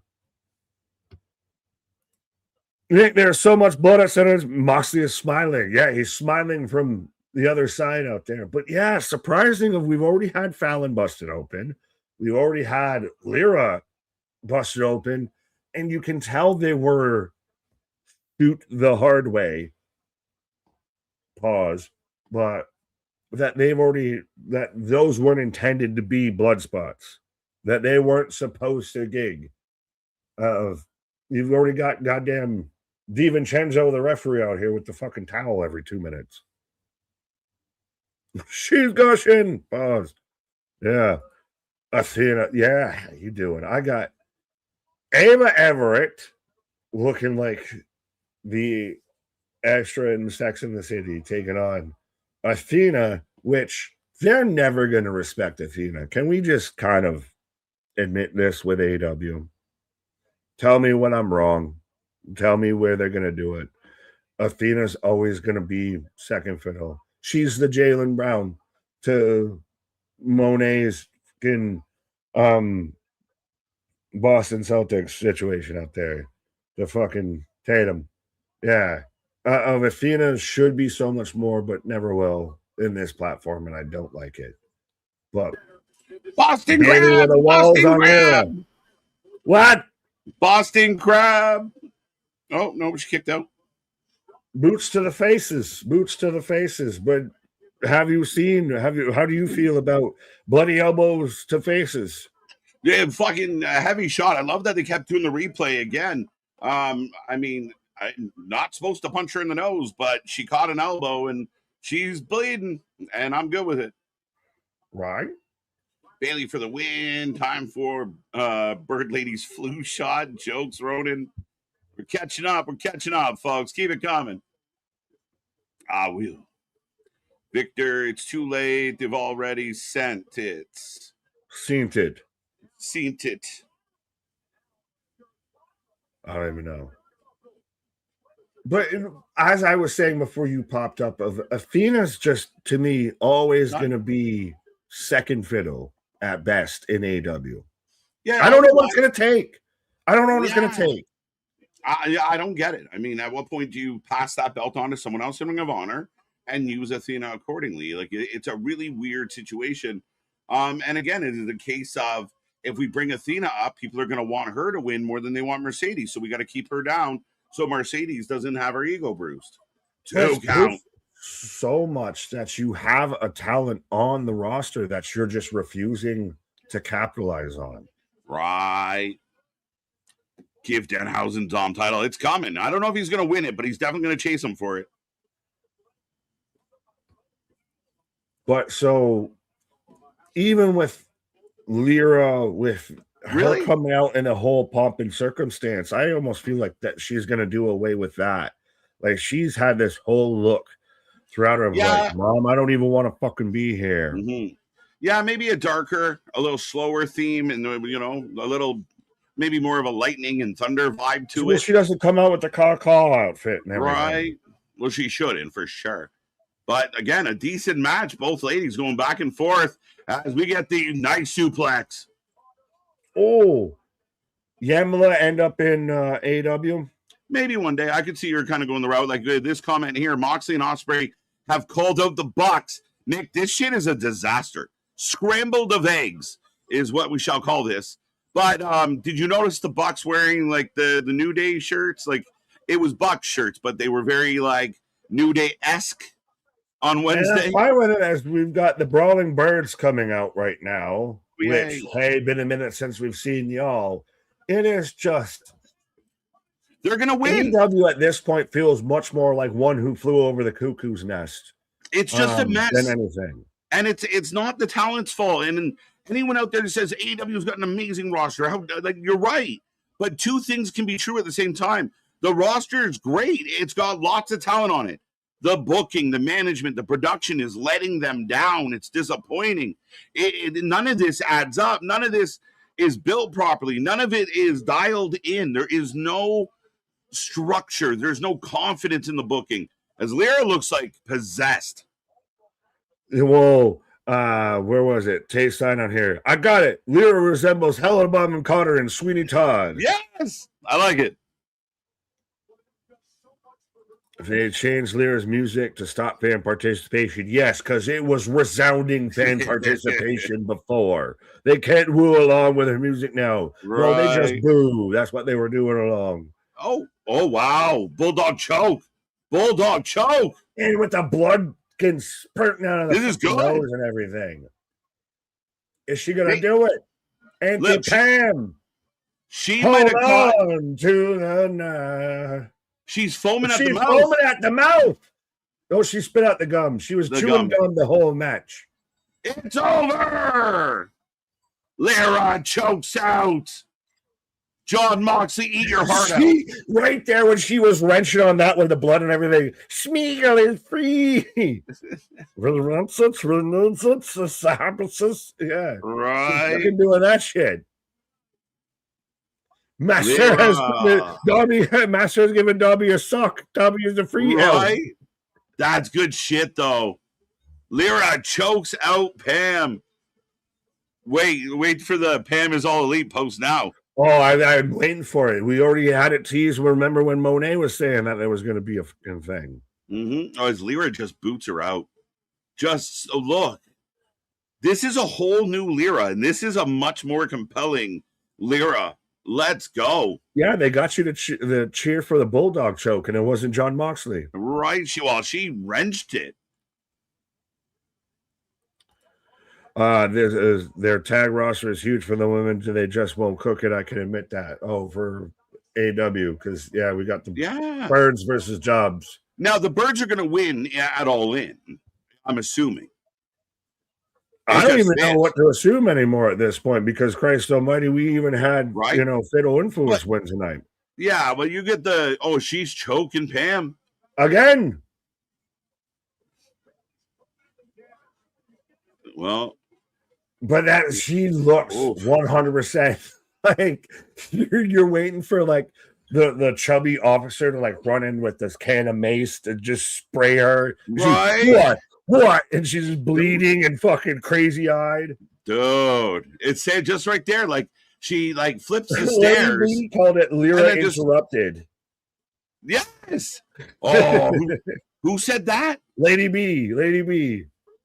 There, that's a good one. I don't know if I started, but I'll give her credit for it. But yeah, if it's Lyra intro, she's 100%. This might be the send-off for Pamela. Yeah, this might be goodbye Pam.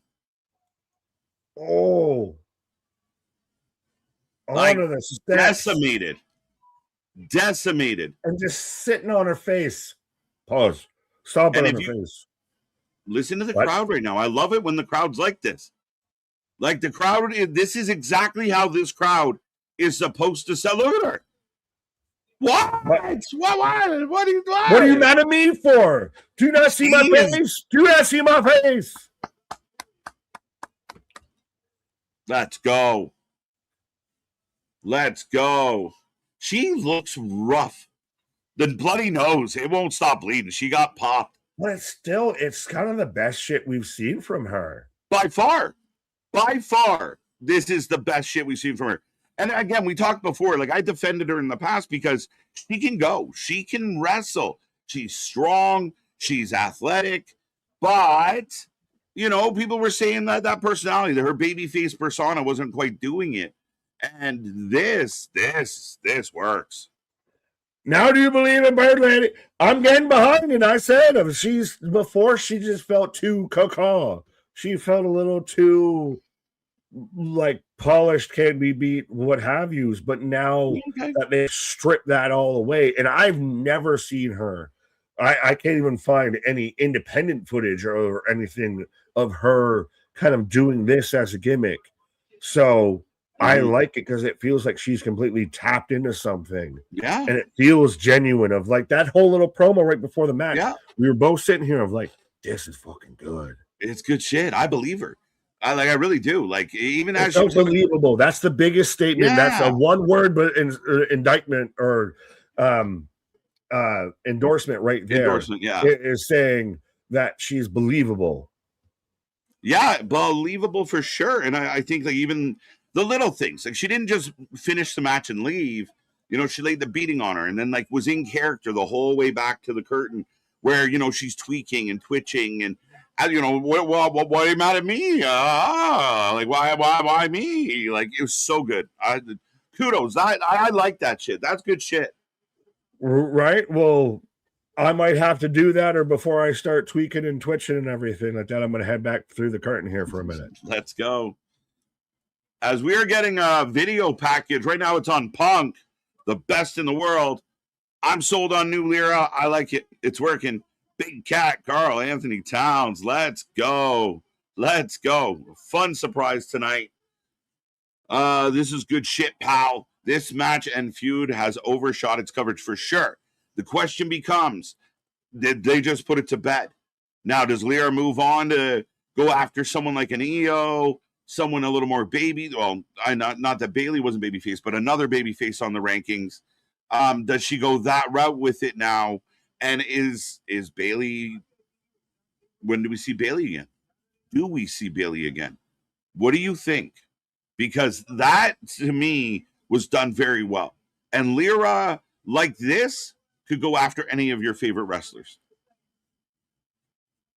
And now our redemption, the Painmaker versus the Psycho Killer, Tommaso Ciampa. Wait. Will now be a no-hold. Yeah. So we know this was going to happen, Damian. We know Jericho, Moxley, they rarely do one-on-one straight-up matches because if you do an actual match, you get exposed as not being good at your job. So they do gimmick matches to cover it up. It's so funny. You're not going to fight Jericho. You're going to fight the Painmaker. You're not going to fight Ciampa. You're going to fight Psycho Killer. That's your nickname, guys. I told you on Wednesday, I haven't laughed so hard. Like when Jericho, revealed himself, to put it politely, I laughed. I thought it was so funny. I didn't take it serious. I didn't think it was cool. It seemed so dumb. But we're getting the tag match next. Okay. 9-10. So Roman's still to come. All right. Our main event tag match is next. Interesting. As I will take this poll down, folks. Let's see how things are going out there. Dun, dun, dun. As far as the people fighting for the predictions belt, 68% got Danhausen correct, or got the monster correct. 100% of everybody. Nobody picked JD. 100% got it correct for Danhausen. 68% on Fatal Influence. What's up next with the tag match? I will put a poll up for this one. 68% again, taking CM Punk and Cody Rhodes. So very interesting. Get your votes in. Poll will be coming up. I'm shocked. This match feels like it's starting early. So it's the main, so we're going to do the match. They'll go for a little bit. Then we do Roman and Jalen. Is that how we do this? Little surprising.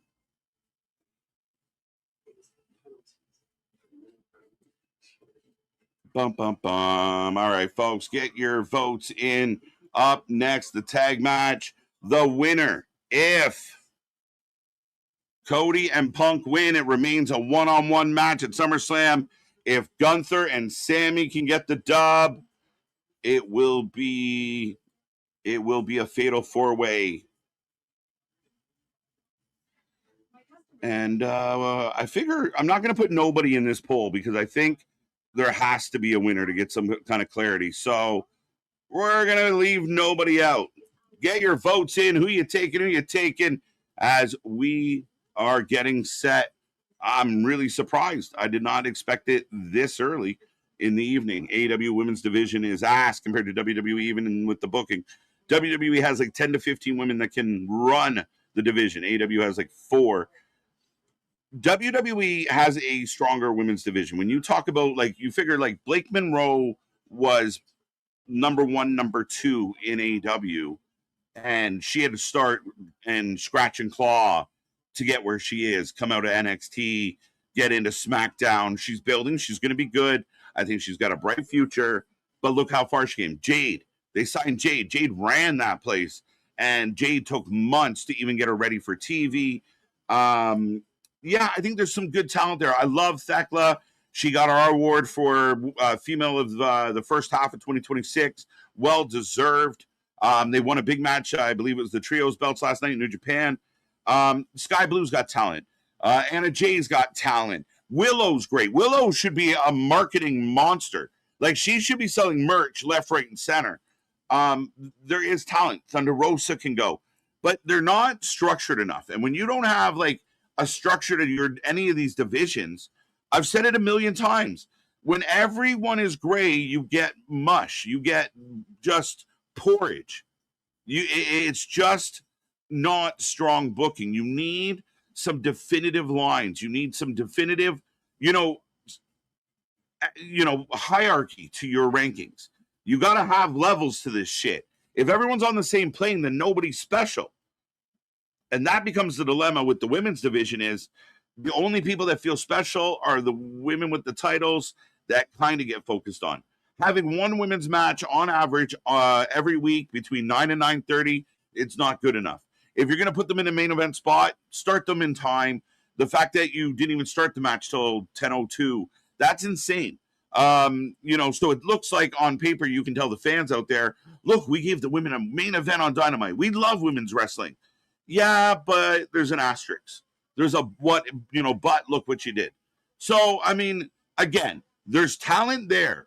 It needs harnessed, it needs trained, and it needs properly produced. I feel like a lot of people are taking Tony's money and not quite doing their jobs because there feels like there's no editing. There's no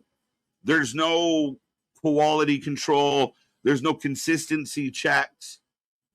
It's just, go out there and have at her.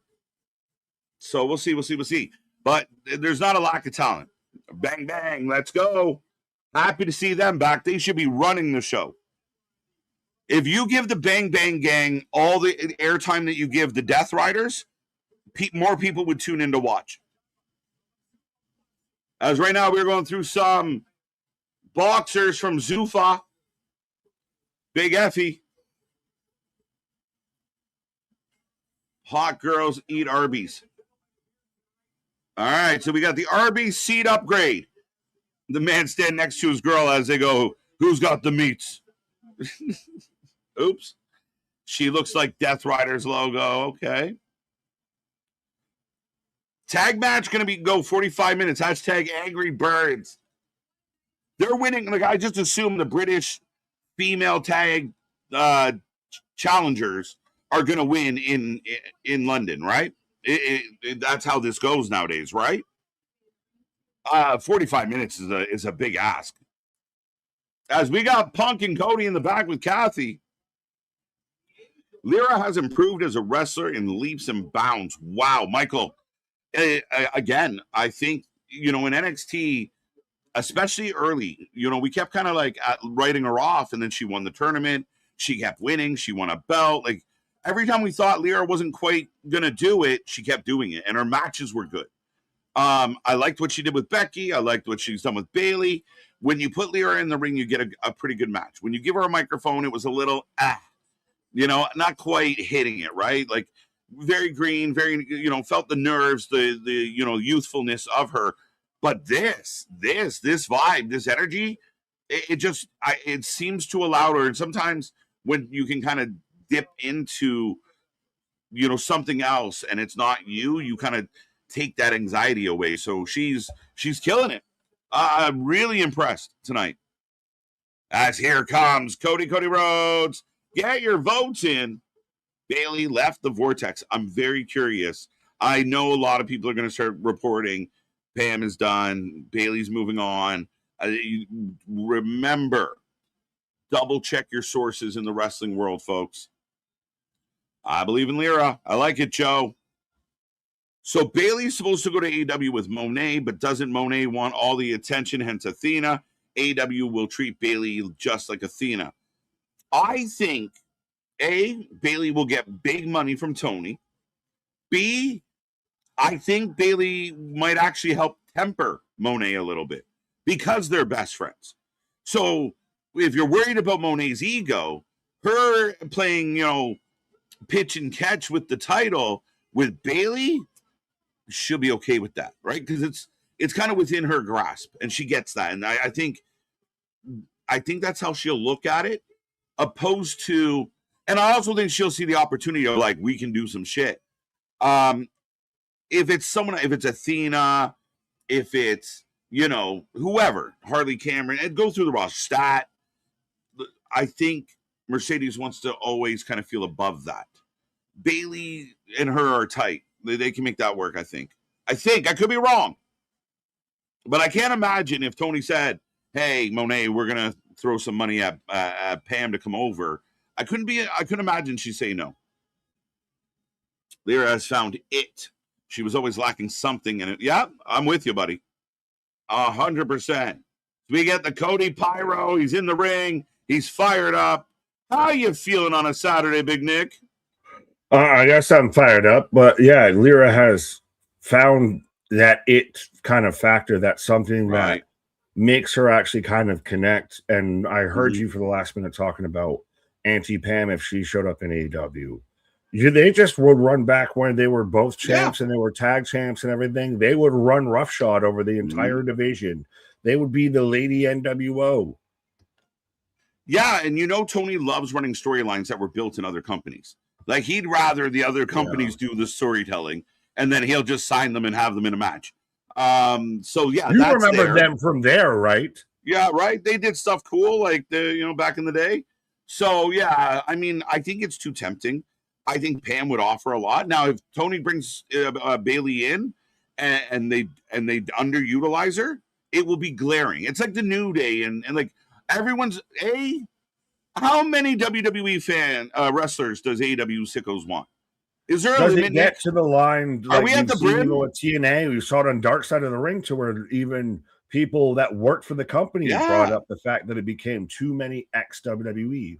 Well, don't you feel like MVP and some of the veterans like that, maybe, I don't know, but maybe feel a little like Kevin Nash and TNA-ish? Well, they're not even competing for titles anymore now. Is it because they got nerfed, or is it because they chose to, fuck it, we'll just take a payday? Well, MVP is in a particular interesting situation because he burnt the bridge on the way over. Oh, he for sure. He hit that fucker. So, I mean, again, not that, weirder shit's happened in wrestling, but instead of being like, oh, fuck, what do we do? And getting mad at another boss, because MVP can't go on podcasts and start talking about how shit Tony is now, because he becomes the common denominator. So no, because then you get that whole conversation that's going around.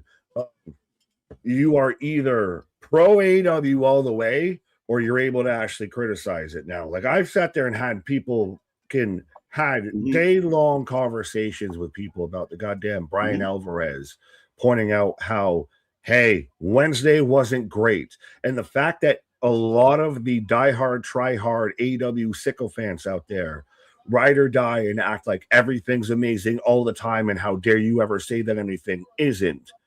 That's why they stay in this holding fucking pattern. That's why they stay in this situation where Athena's still out there squandering, wandering away in Ring of Honor. Why Mark Briscoe won't ever reach any sort of pinnacle on anything. Yeah, like if they were out there reading a lot of reports and a lot of fan feedback, for a company that does clearly spend a lot of time reading the internet, even to the point where they answer them. You would think that if people were saying, man, this Moxley stuff isn't very good, or man, this the Painmaker, that it's so silly, that they maybe wouldn't do it. But you have a collective in that bubble that are all just, like, right? They're all fucking just singing the song. Big Show squaring up with Tommaso Ciampa right now on Collision. Why? Because new contracts. Mm-hmm. So it's going to be Chris Jericho versus Psycho Killer at Redemption. No holds barred. The Painmaker, not even Chris Jericho, his alternate personality. His Willow, the Painmaker. Yeah, the Painmaker and the Psycho Killer one-on-one at Redemption. How thrown together does Redemption feel? It feels like a yard sale, bro. Going back to briefly with the Alvarez stuff and everything, because every time he's like, why is this happening? Or whatever he said that was ever so close, I could just hear you, what are we doing? What are we doing? What are we doing? Like, he's a fan clearly at this point, because it's the same thing, just different verbiage out here of Redemption at this point feels like such a fucking skippable pay-per-view of we just put the pay-per-view on TV and put Dynamite on the pay-per-view is what we've done. Yeah, it's so confusing. And listen, I know we had a bit of a debate about the Kevin Knight situation, and that isolated, ignoring the rest of the wrestling world. I mean, it is weird that you him versus Darby should even at least be on the pay-per-view. But what about Mike Bailey? Why you had an opportunity? What about Mike Bailey? What about fucking Mike Bailey? Mike Bailey just fucking got shagged on TV and was just like, all right, like why does it make you Randy, baby? Right, like Mike Bailey didn't have a little more to say. You couldn't have built to a pay-per-view match. Or at least a Dynamite match. Mark Davis choking out Andrade right now as I got Sami Zayn. So I still even question what we're doing with MJF. Yo, bro. He managed to fuck up like 5 stories. Sorry, go ahead. No, I'm sorry. Rolling right away. Punk just ran over and grabbed Sammy, and we're off and fighting, folks. Shout out that the baby faces are wearing the New York Knicks attire. Shout out Sammy's wearing the Free Palestine attire. Yes. All right. 70% of the chat going Punky Roads.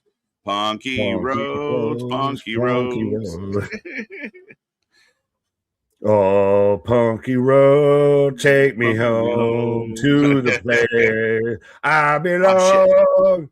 I don't even know if we read Spaz's comment. It was just been there for a minute. No, we didn't. I was starting to, and then you started singing. Oh, sorry. Spaz with $10. Change my mind. Keep this Lyra on Raw. Bring up PAX on SmackDown. They are both great. Grow them separately to build an eventual collision, like they should be doing with Breaker and Jacob. I mean, not completely out of the realm of possibility. Not terrible. I mean, I could see that, Spaz. I mean, why not?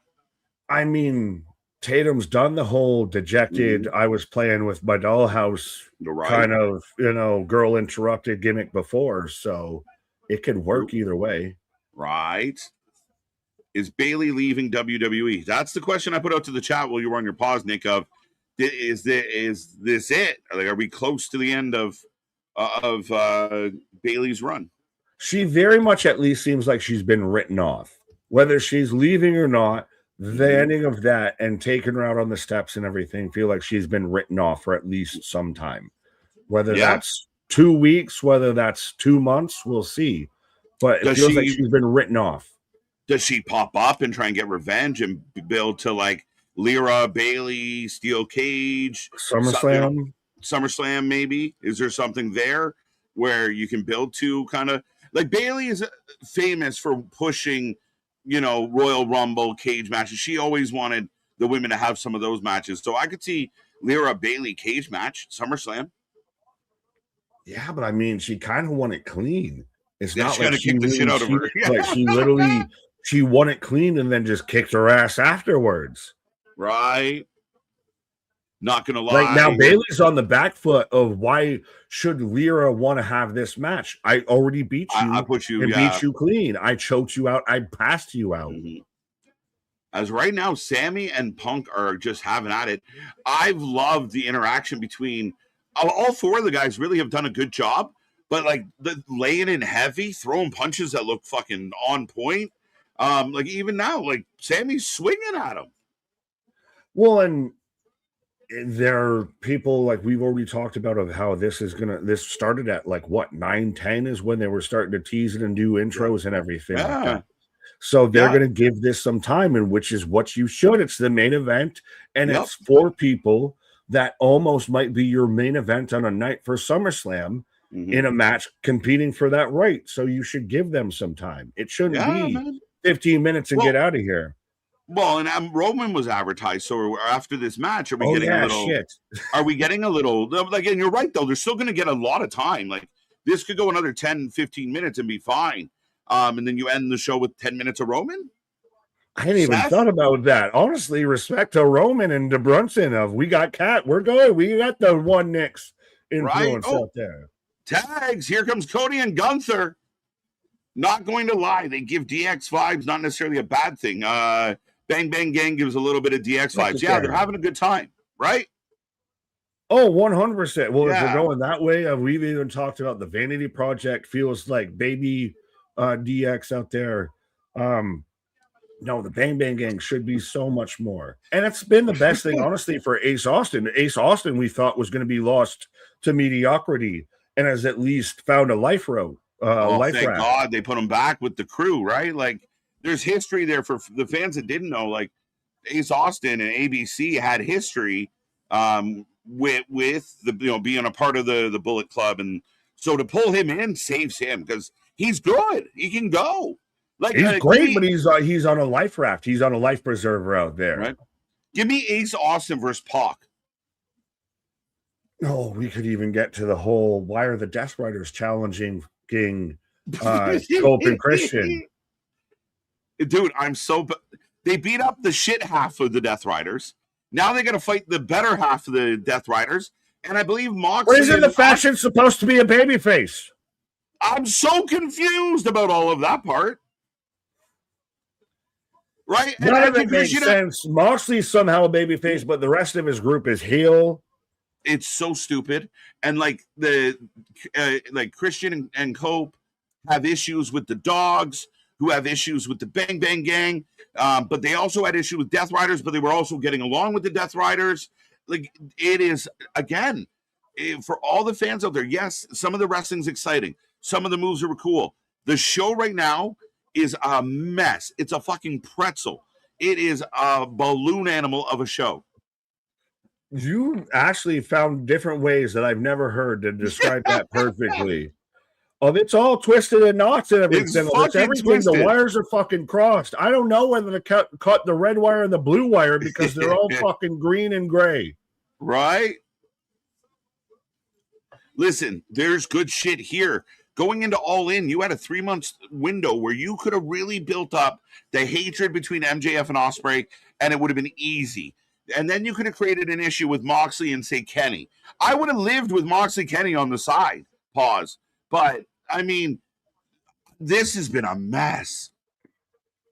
I just imagine you in that household, you, Kenny, and Moxley as roommates, just living on the side, little in studio apartment. Oh, shit. Can we at least admit that Tony Khan can't maintain momentum? And I'm moaning about momentum as I've got Monet on my screen. Right, as Punk gets the tag, goes straight to the top. Down on Sammy. Nice. And Michael Cole's right. The pace of this match has been outstanding.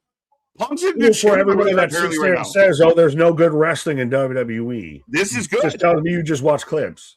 No, I think I mentioned this on Wednesday, Nick. I feel like for all the matches that are like these 10-star bangers out there, they might give us some of the best matches, but they also give us some of the worst. Like, they don't have a really like average middle ground. WWE gives us a lot of good, not, and then they hit great ones once in a while. Where AEW goes great, trash. Batting average. Too. Yeah, the bit WWE's got a good on base percentage. Their OB's good. They will put the ball in play. Yeah, of its strikeout or home run. But yeah, AEW Serrano just swinging for the. You can't hit a curveball. I was going to even say Judge of just you can't hit a curveball. Jobu has told me I can hit the curveball now. As we get the Anaconda and the figure four at the same time. This match is cooking. With the Bucks, why aren't the Bucks challenging for the fucking titles? Because they've won so many goddamn matches. Because the Bucks be bucking. But dude, there was a big fight the other night on Wednesday, and they just were in the audience watching. So how do the non-participants get pulled into the match? They're not EVPs anymore, though, so they don't care. But like they weren't participating, and they get the match. The people participating didn't get the match. Wait, why? Exploder. I just even got halfway confused on your fucking explanation. You're trying to explain this again. Wait, what? Silva. Huh? Right? Sammy firing up though. Could Sammy be the one that wins this? Could it be all to hell with this Gunther Aldis story of Sammy's got to get his lick back on Punk? Maybe, but Punk goes down hard. Crossroads. Do you find it funny that Sammy threw stars on his pants? Austin. Like being that Punk's the kind of like synonymous with the stars kind of idea. Fair enough. I wasn't going that way. I think I know why he did it. But no, but I just from Punk on the gut there. The crowd is going bananas. Like what a match! Like they are highly entertained right now. But again, it's just been a fun event. This has been one of those like this is what you would expect on a glorified house show. This isn't like I said. This isn't Jeremy Piven's Summerfest or anything out here. We're at MSG. We've got Carl Anthony Towns showing up and choke slamming people. We've got this is awesome. A solid half hour still to go with this tag match out here. We're having a good night. We're having a fun night on a Saturday night. Yeah, like you see that Lyra Bailey match. It's really, really solid. You see this match right now, and I feel like because WWE kind of gets thrown away as they're the entertainers, they do the angles. But then we get a match like this. This is a great match. This is a really good match. So I think they get credit for this is good. But we were talking about this even when we got off of SmackDown on Friday, and we were even debating on which backgrounds and this and that and everything we're going to use. And everything. Oh no, it's very much got that whole live from New York. It's Saturday night. Oh, no. Got the Hajime. Oh, fights out. Got his own choke. Oh, Punk went for the tag. No, Cody gets choked. Got the Hajime. Cody. He's out. He's going to go out. Gunther loves putting people to sleep. But I'm waiting for an Aldis or somebody. Are we going to just add Punk to the fucking wall of chokeout fame? Fatal four-way, and then he becomes the most dangerous guy in the match. So then we're done with Aldis. We're done with the Aldis. For now. Aldis could cost him. Got him up. Elbows firing. Mm-hmm. I don't want them to rush into the to me, if you're going to sell me on a GM getting in a match, it's got to be a process. And they've done well. Does Aldis stay as an active wrestler? No way! Sammy's back! Oh, Sammy shoves into an H, shoves into everybody. Sammy! What is a drunken freshman at a frat party just fucking falling into everybody playing at the pong table and everything and just knocking everything the fuck over? Right. Woo-wee! We are rolling, folks. That should have been me. Why did you show up and fucking cost me? If your issues with him, why did you cost me? Sammy raining down punches. But I like he's talking shit the whole way through. Yeah. The whole way he hits a punch. Why did you do this? Hits a punch. I loved you. Yeah. There feels like legitimate heat amongst the participants, which is important. Go to sleep again. Sammy knocked out. Sells the shit out of it, too. But it feels very that Hogan when it comes crashing down kind of like that 80s Saturday Night's Main Event of everybody's got an issue with each other. Who's going to come out? Chops to Gunther. The ref's still down, so if they get a pin, it don't matter. Punch. Chop. They're having a good old conversation right now. Yeah. Oh, Cody hits Punk. Cody hits Punk. Sammy and Gunther going to win, Nick. Big boot. That's the thing is I don't hate it. I don't hate if they win. This is great. And the crowd is riding the wave with this. This is good. You have a good situation either way. I do still kind of want Aldis to be in a match just because I want to see Aldis in a match, but I'm not going to hate on or gangbang on, them doing a fatal 4-way. But if they keep I thought they could do a fatal 5-way, a fucking 6-way, a 7-way. Gunther with the belt. Gunther with the belt. Gunther with the belt.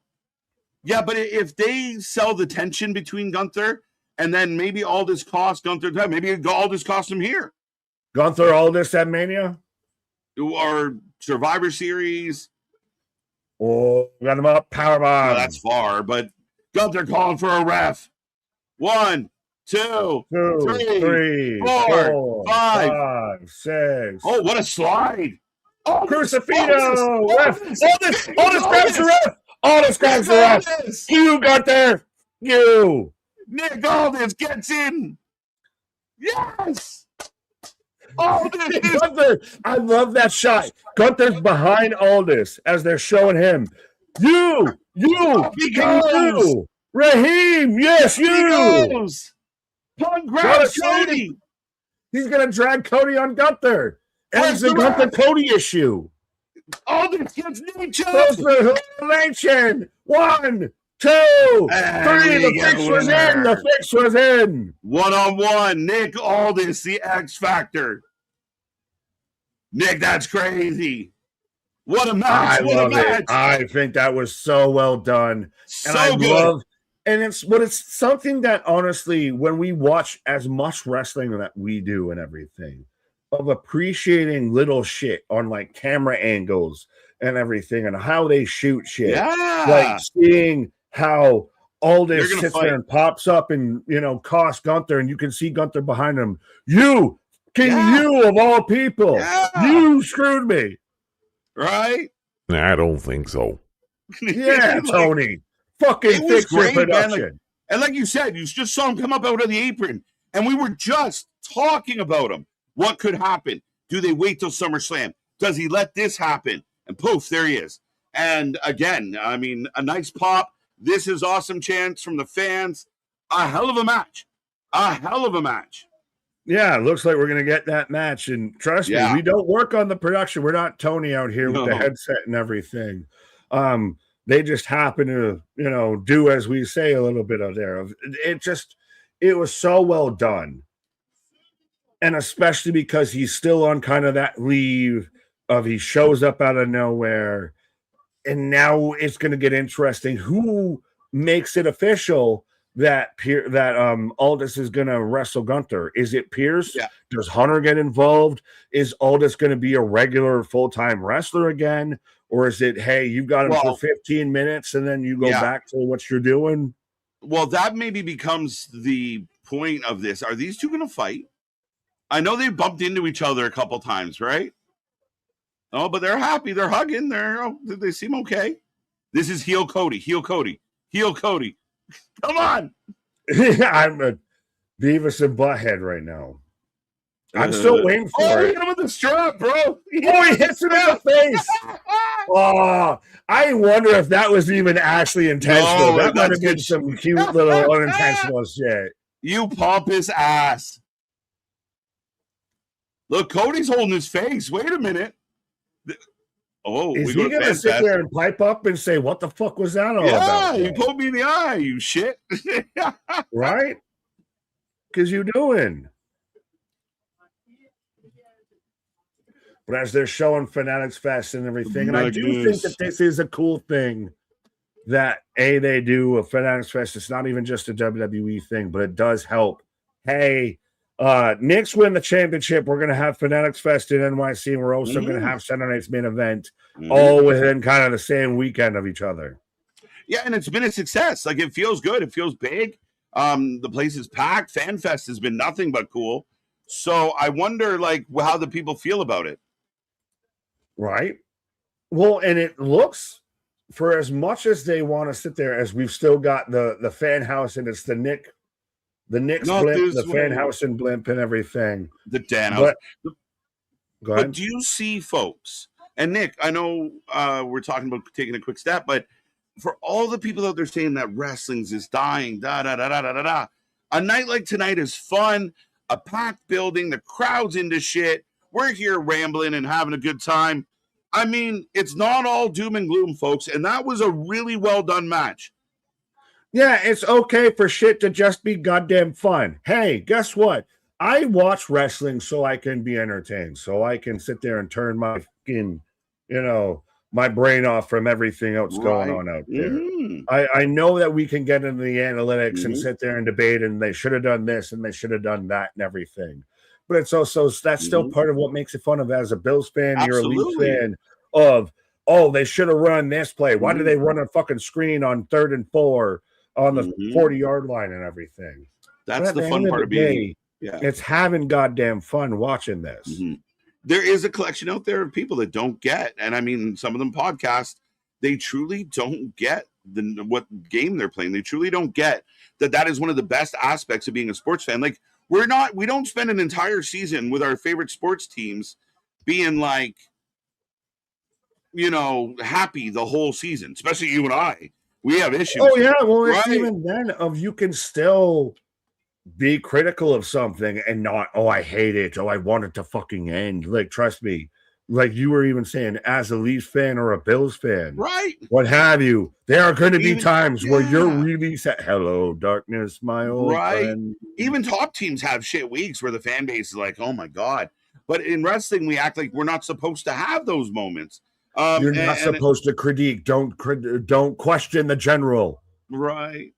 Well, we're getting the SummerSlam rundown. I'll be right back in a moment. You're good, as I've got 2/3 of the Toxic Triangle out there of Julia Hart and Sky Blue celebrating that they won the Stardom Trios belts out there. So I can't wait till Tony doesn't really mention too much about that, but has them defend it.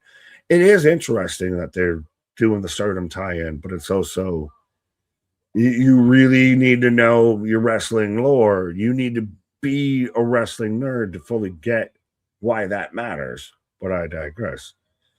But wrestling is at its best when you can have stuff that, and any sort of, honestly, media, any sort of entertainment is best when it can reach out to casual viewers just the same as it does to the hardcore audience. And that's where it seems like wrestling is battling between of certain companies lean strictly to the hardcore while certain companies might lean more towards your casuals, and which one matters more. That should be almost a goddamn poll question, or even a wrestling court. Which fan base matters more to a pro wrestling company? Your diehard, rye-hard, try-hards and everything like that are going to love you no matter what, that are your staples day ones and everything, or your casual audience that could potentially expand and expound upon what you're doing. So show is not over. No. We still got about 15 minutes. I still expect we're going to get Roman and Brunson, which is probably going to be the end. They were teasing Seth and Roman a bit before we went to a commercial. So I expect we're probably going to get Seth that gets involved in the segment with this, which I don't know how I feel about that. I almost would have even I would have ended with where you ended it with the Aldis and all of that. That should have been your ending. The Brunson Roman thing should have been more throughout the show. I get it's your big moment. You end everybody fucking cheering and clapping and everything, but it is more of just, it's a wee bit more of a fan service moment than anything. It doesn't really, what's outside of, even with Seth getting involved, what's the true continuity that carries on with this outside of, hey, it's cool that Jalen Brunson, one of my favorite basketball players, likes Roman Reigns, my favorite wrestler, one of my favorite wrestlers. Beyond that, I don't know what impact that has outside of sending people home happy. You were lagging on a stream, Mega. Huh? I'm making sure that after last night and everything that I'm still good, that I haven't been, buffering or anything out here. Of had the storm cloud was rolling through to where I thought I almost wasn't going to be able to be here with the internet being out, but absolutely. Roman is all talk on Mondays and Fridays. Yeah, but he backs it up because he's that goddamn good. As I got Queen Aminata out here, who actually, she's even talked about her contract might be up. Could Queen Aminata be Princess Boy I gotta out there in NXT out here? Could be, because she's floated amongst the scene. She is talented as shit. She is one of those that when Tony was snatching up independent talent to flesh out AEW, Aminata getting signed was very much an interesting name and something I wish they could do more with. But she's out here taking on Hikaru Shida, and she's not winning. Respectfully, she is not winning over Hikaru. They're actually doing well, getting behind Shida as a champion, as a top talent. It's oddly enough, she put on a little bit of that thickness, and Tony started to get behind her a little bit more. That's why he's pushing Athena, why he's pushing Willow, why he's pushing Monet. Tony likes the thick girls. Itty bitty. He don't like the itty bitties. He likes the thick girls. But Sheeta, I think, is talented, and she's your former women's champion. So her holding the TBS title ain't a bad thing at all. The streamist was making me lag. The stream, who's what? Whom? What? No. So the main event is Roman Reigns meeting a basketball player. What a joke. Boston, I see what you're trying to do and you're failing on it. Hey, JJ, Justin Jefferson, the Jetta out here, hyping up SummerSlam, being in Minnesota, being in the same stadium as the Vikings. So are we going to get Jefferson out there? I still really love that he's up there. Use code JJJets to get 25% off your tickets. Hashtag not sponsored, but I like Justin Jefferson out there. He'd love to play with the Bills, especially with our new coach, Joe Brady. But I'd love to see it. Speaking of, I don't know, a guy who likes to play with Bills. I can't come up with a good segue. You're not a Jetta. You're not you're not out there in Minnesota. What kind of shit is that? What up? So, yeah, we got one more segment left after all the chaos of the night. I mean, I would argue it's been a good Saturday night main event. And now we're at a point where, we're just Roman. I guess maybe will we see Seth? Harrison, Debo. Cade Cunningham. Oh, why? Chuck Liddell. We're not even going to acknowledge Chuck Liddell just sitting right behind him, fucking the Iceman. Dion Dawkins. Let's go. We mentioned the Bills. There you go. That's my left tackle. Oba. Holy shit. Someone put a spotlight on Oba.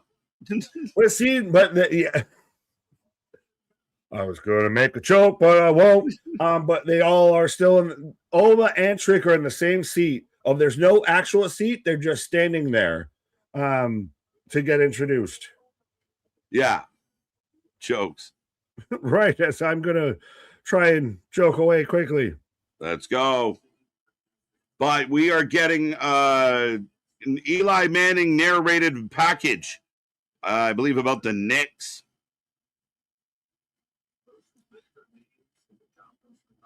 Let's go. How we doing on a Saturday night, folks? Get in that chat. Fill it up. PG-13 Roman. Roman is the main event. What do you think about Shelly Martinez released from TNA to join WWE or AEW? I'm not sure. I mean, again, lots of opportunities out there for the wrestlers. Shelly moving on things happen, but we'll see where she goes. I mean, I don't know, Alan. Good question. There you go. The Stardom title on AEW, right? This shit should have been like WWE Fanatics segment. I don't know what this segment will do for anything. I'm a little surprised that it's like in the main event part of this. I will give you that, unless there's something here, Roll Tide. I can't. It's hard to argue.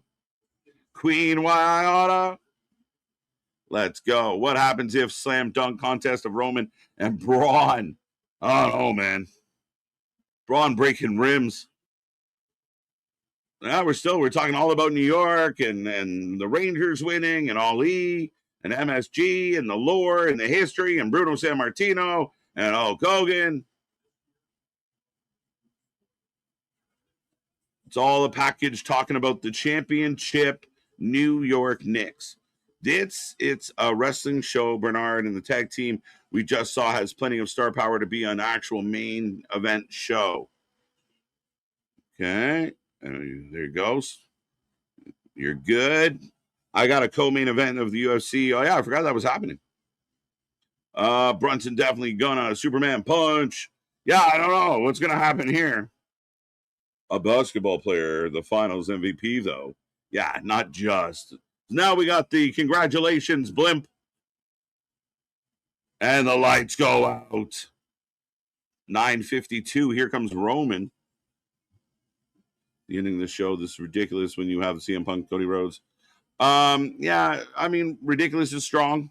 Again, I think we're over. Yeah, I mean, it's still Roman. I don't know. I don't like it either. Yeah, I don't like it either. Why not do this before that? Unless something's going to happen big. But what would big happen here? Speaking of big, or is it just to celebrate the Knicks championship? So it's kind of a good way to end the night. Like, you know. Well, that's the thing. Is it the feel good moment? Yeah. Or is it going to matter? Because right. Even before you came back, I was saying of how if you were going to do this here, you could have done this elsewhere and ended on the match. Mm-hmm. Yeah, kind of you would think that, but like Jalen, they did a whole video package about the history of New York. 11. Yeah, OTC 11, and he comes out of his own little locker in the dressing room. He, walking out. Again, we're milking this, like milking all of it. Well, they had the whole video package, even as I took my pause there, of Eli Manning and his fucking south of the Mason-Dixon line accent, giving a history on New York and how, oh, hey, by the way, this also happened, showing the Giants beating the Patriots, but talking about of Ali winning in the Garden, the Yankees winning, of the Rangers showing Mark Messier holding the Stanley Cup up and everything. Right. Oh, he's still walking. Walking, bro. Now, again, a good comment of from Roll Tide. Maybe they should have started with this. Oh, for sure. This should have been not even exactly started, but would you have done this at least before the main event, or would you have done this? I don't think you do this before Kat shows up with Danhausen. No, that's a good point. But it's just so, again, I mean, it's just a celebration of New York. Which it might just be. So, like, it might just be feel good, and you put Roman over of, hey, this is how you solidify Roman as an MSG legend, because he's out there with an MSG legend. Mm-hmm. Are we supposed to get cast tonight? Rumors. Pocky out there just spamming, return. Return to sender. Return to slab. Oh, there you go. The two Knicks come together. Fans clapping them in. Like, what is me and Geekbox doing the fusion dance? Right. The Knicks coming together. It took me a minute. There's Roman. You ready? So is he just going to do the Jey Uso down since Bronson? Right. It has been down since Bronson.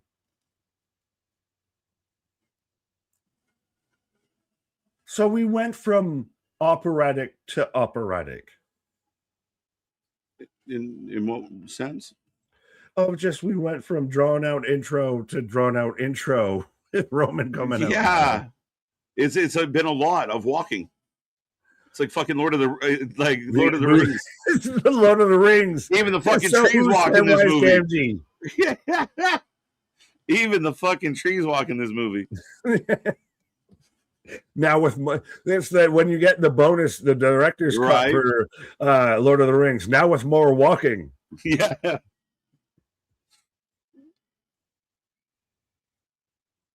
Get in the ring. Let's go. But is it still interesting that a guy who's now become one of the most known basketball players currently is a pro wrestling fan and not just like, kind of like, no, is out here, wants to be out here, acknowledges your tribal chief wrestling fan. Yeah, like, I mean, ultimately, this does show kind of the pop culture level of wrestling right now. And more people kind of have, I bump into more people who are like, oh, yeah, I kind of been, seeing some stuff. More and more kind of names popping up in mainstream media. So it's interesting from that standpoint. Yeah, I mean, again, like if this has got a hard stop at 10, we got 3 minutes. So I don't know how much we're getting here. Like it just goes off the air as they get in the ring. Like, could you imagine? The last 8 minutes of the show was a walkout? What the fuck? They just show up. New York City, acknowledge me, and they go off the air. Right. Now, Paul Walter or Jalen Brunson. What? Paul Walterhausen or Jalen Brunson. Come on. Mr. Hausen is, I'd rather have Dan than Paul. Fair. Yeah, I didn't even think about, like, they have a hard out. This isn't, hey, Tony's going to start the women's 6-man match at 10:02. No, they have a hard out.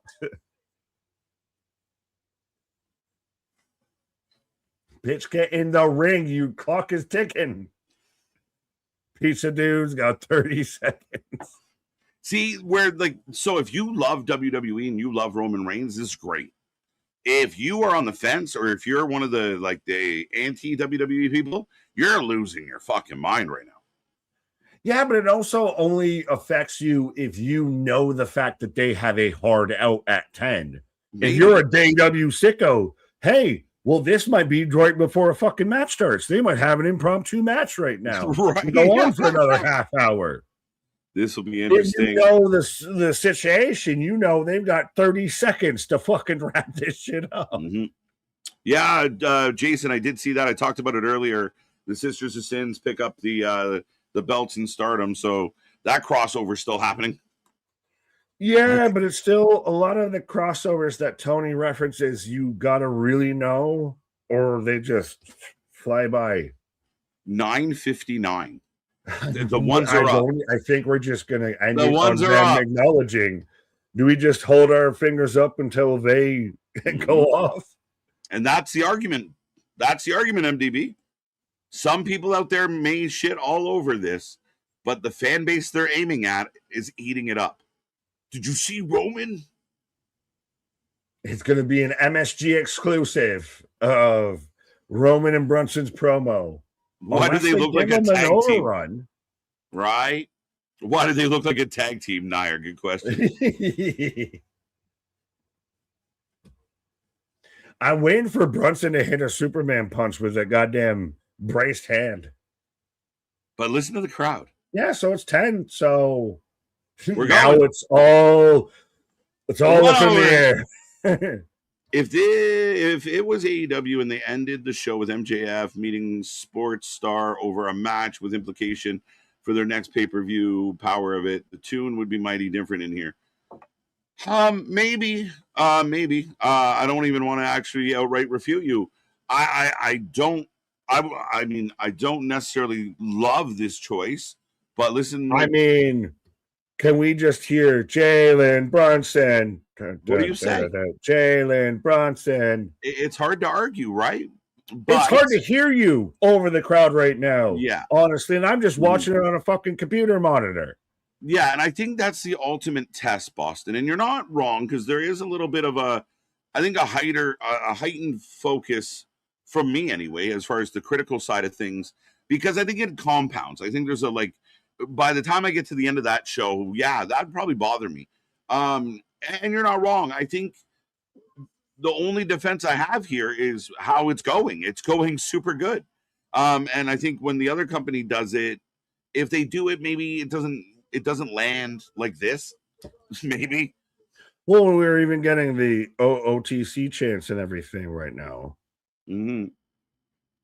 Yeah, I don't want to be full of shit. Like, I mean, again, there might be a little more criticism, but I feel like it's more of like, not again, right? Where this is like oh shit, this is different. Why'd they do that?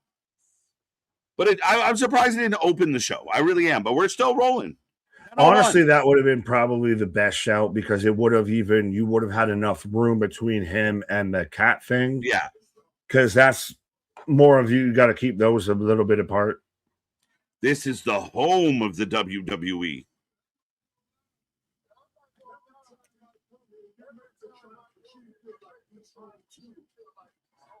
You're making the tribal chief feel like he's home too, which is this is all just now funny in the way that life works because we've talked about this. And so after Collision is I've got a movie playing right now. Right. And all of that. And the movie that I have I don't give a fuck. I have Rush Hour right now. That's funny, really?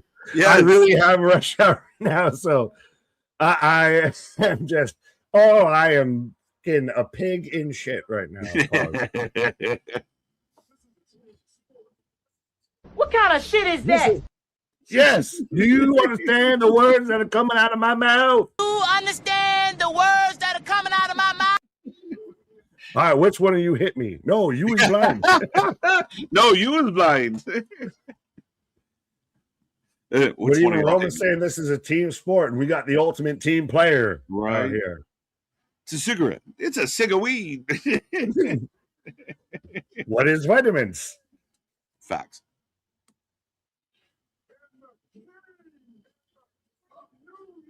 The king of New York. No. Biggie. Dun, dun, dun, dun, dun. Stick up. It's a stick up. You're like, I don't know, the guy that just, got the Knicks to a championship. You're like, no, Biggie is still forever the king of New York. Forever the king. I got you. I love it. Jay-Z can't even come out of the crowd. No, Jay-Z just wanted to be Biggie. It didn't work out. He's a prince. Right. The only sad part about Biggie is we didn't get enough. But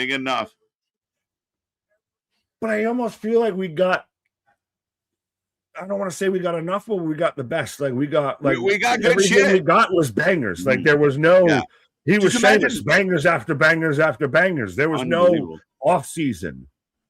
No, I give you that. Thank you, Bronson.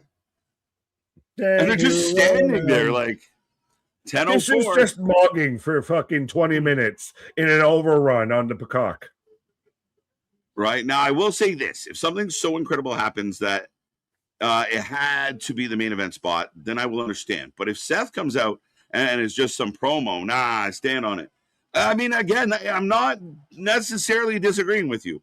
But does this moment in this venue give him the championship and they pop for it? Yeah. Do you say, like, would this count as an exception? Like, you generally don't want to end the show with something like this, but maybe this is an exception. Yeah, this is the ultimate send the people home happy ending. Or like you even have talked about, should you have started with this? And oh my God, they're electric the whole way through because they're as fucking over as they can be. King of Canadian. Oh, sure. John Candy. Oh, good old Uncle Buck. I'm about to watch Rush Hour again. Let's go. We're about to play a fucking we got a tuba concert or whatever, a polka event in Kenosha. I was trying to think of Home Alone. Right? New York City. Acknowledge us. Okay. Biggie would call Brunson the king of New York. I don't know. Mike Santana? Yeah, it wouldn't make sense that Mike Santana go out and drop kick That's Brunson. The ultimate holy shit. You're in that point. And then you're an asshole. You ruined a good moment. Just did.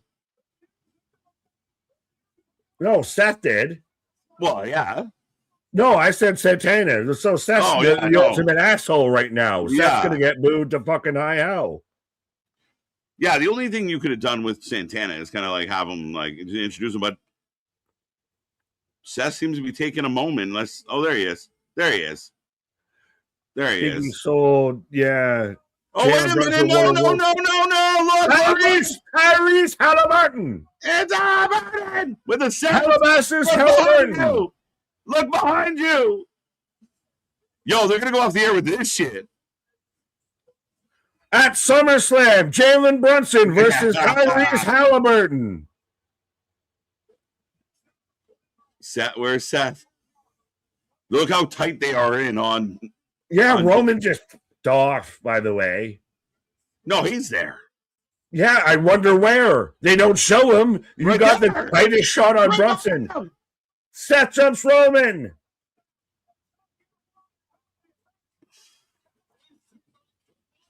Dude, I can't believe they're going to. Wow. Halliburton helping Rollins. Brunson, do something. Seth backed him down with the chair. You have a belt. Hit him with the fucking belt.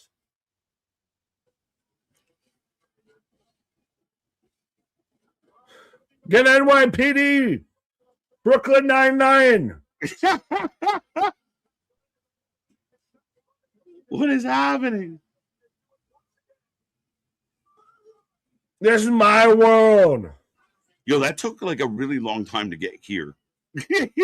Yeah. Well, think about it. We're 7 minutes past when we thought this was going to end. We can't give this praise when we shoo and foo AWs. Wait. Oh, yeah, Brunson steps in. Just saunters in front of the way. Finally. Well, what?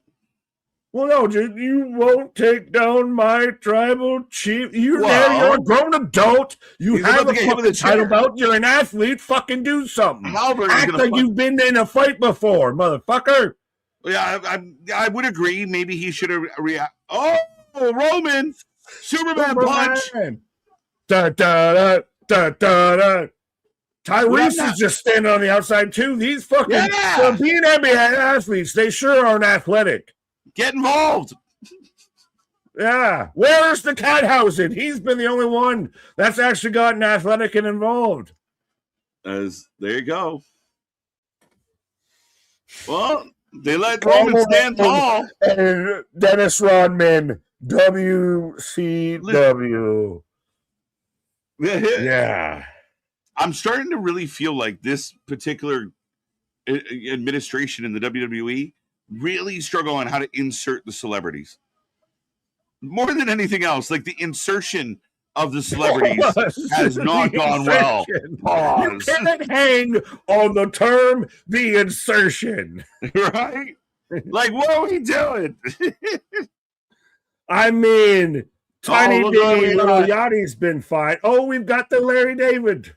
Yachty's been the best one. Yeah, he's been the only one. Pat was a mess. I get it. They're not wrestlers. So they're trading belts, and they're going to acknowledge what the fuck. Yeah, this could have been. They just sat there and got in a fight. You know what you do after you get into a fight? You make sure your bro looks good. You make sure you fucking fluff up his shirt. You tighten his belt up and say, you're a fucking champion out there. Yeah, a little bit, but we're getting the trophy.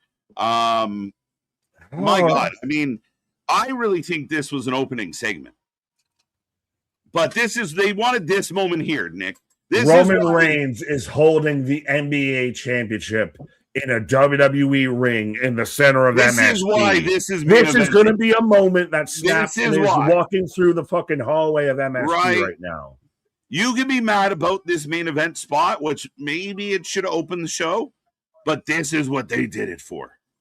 They want to go off the air with this visual.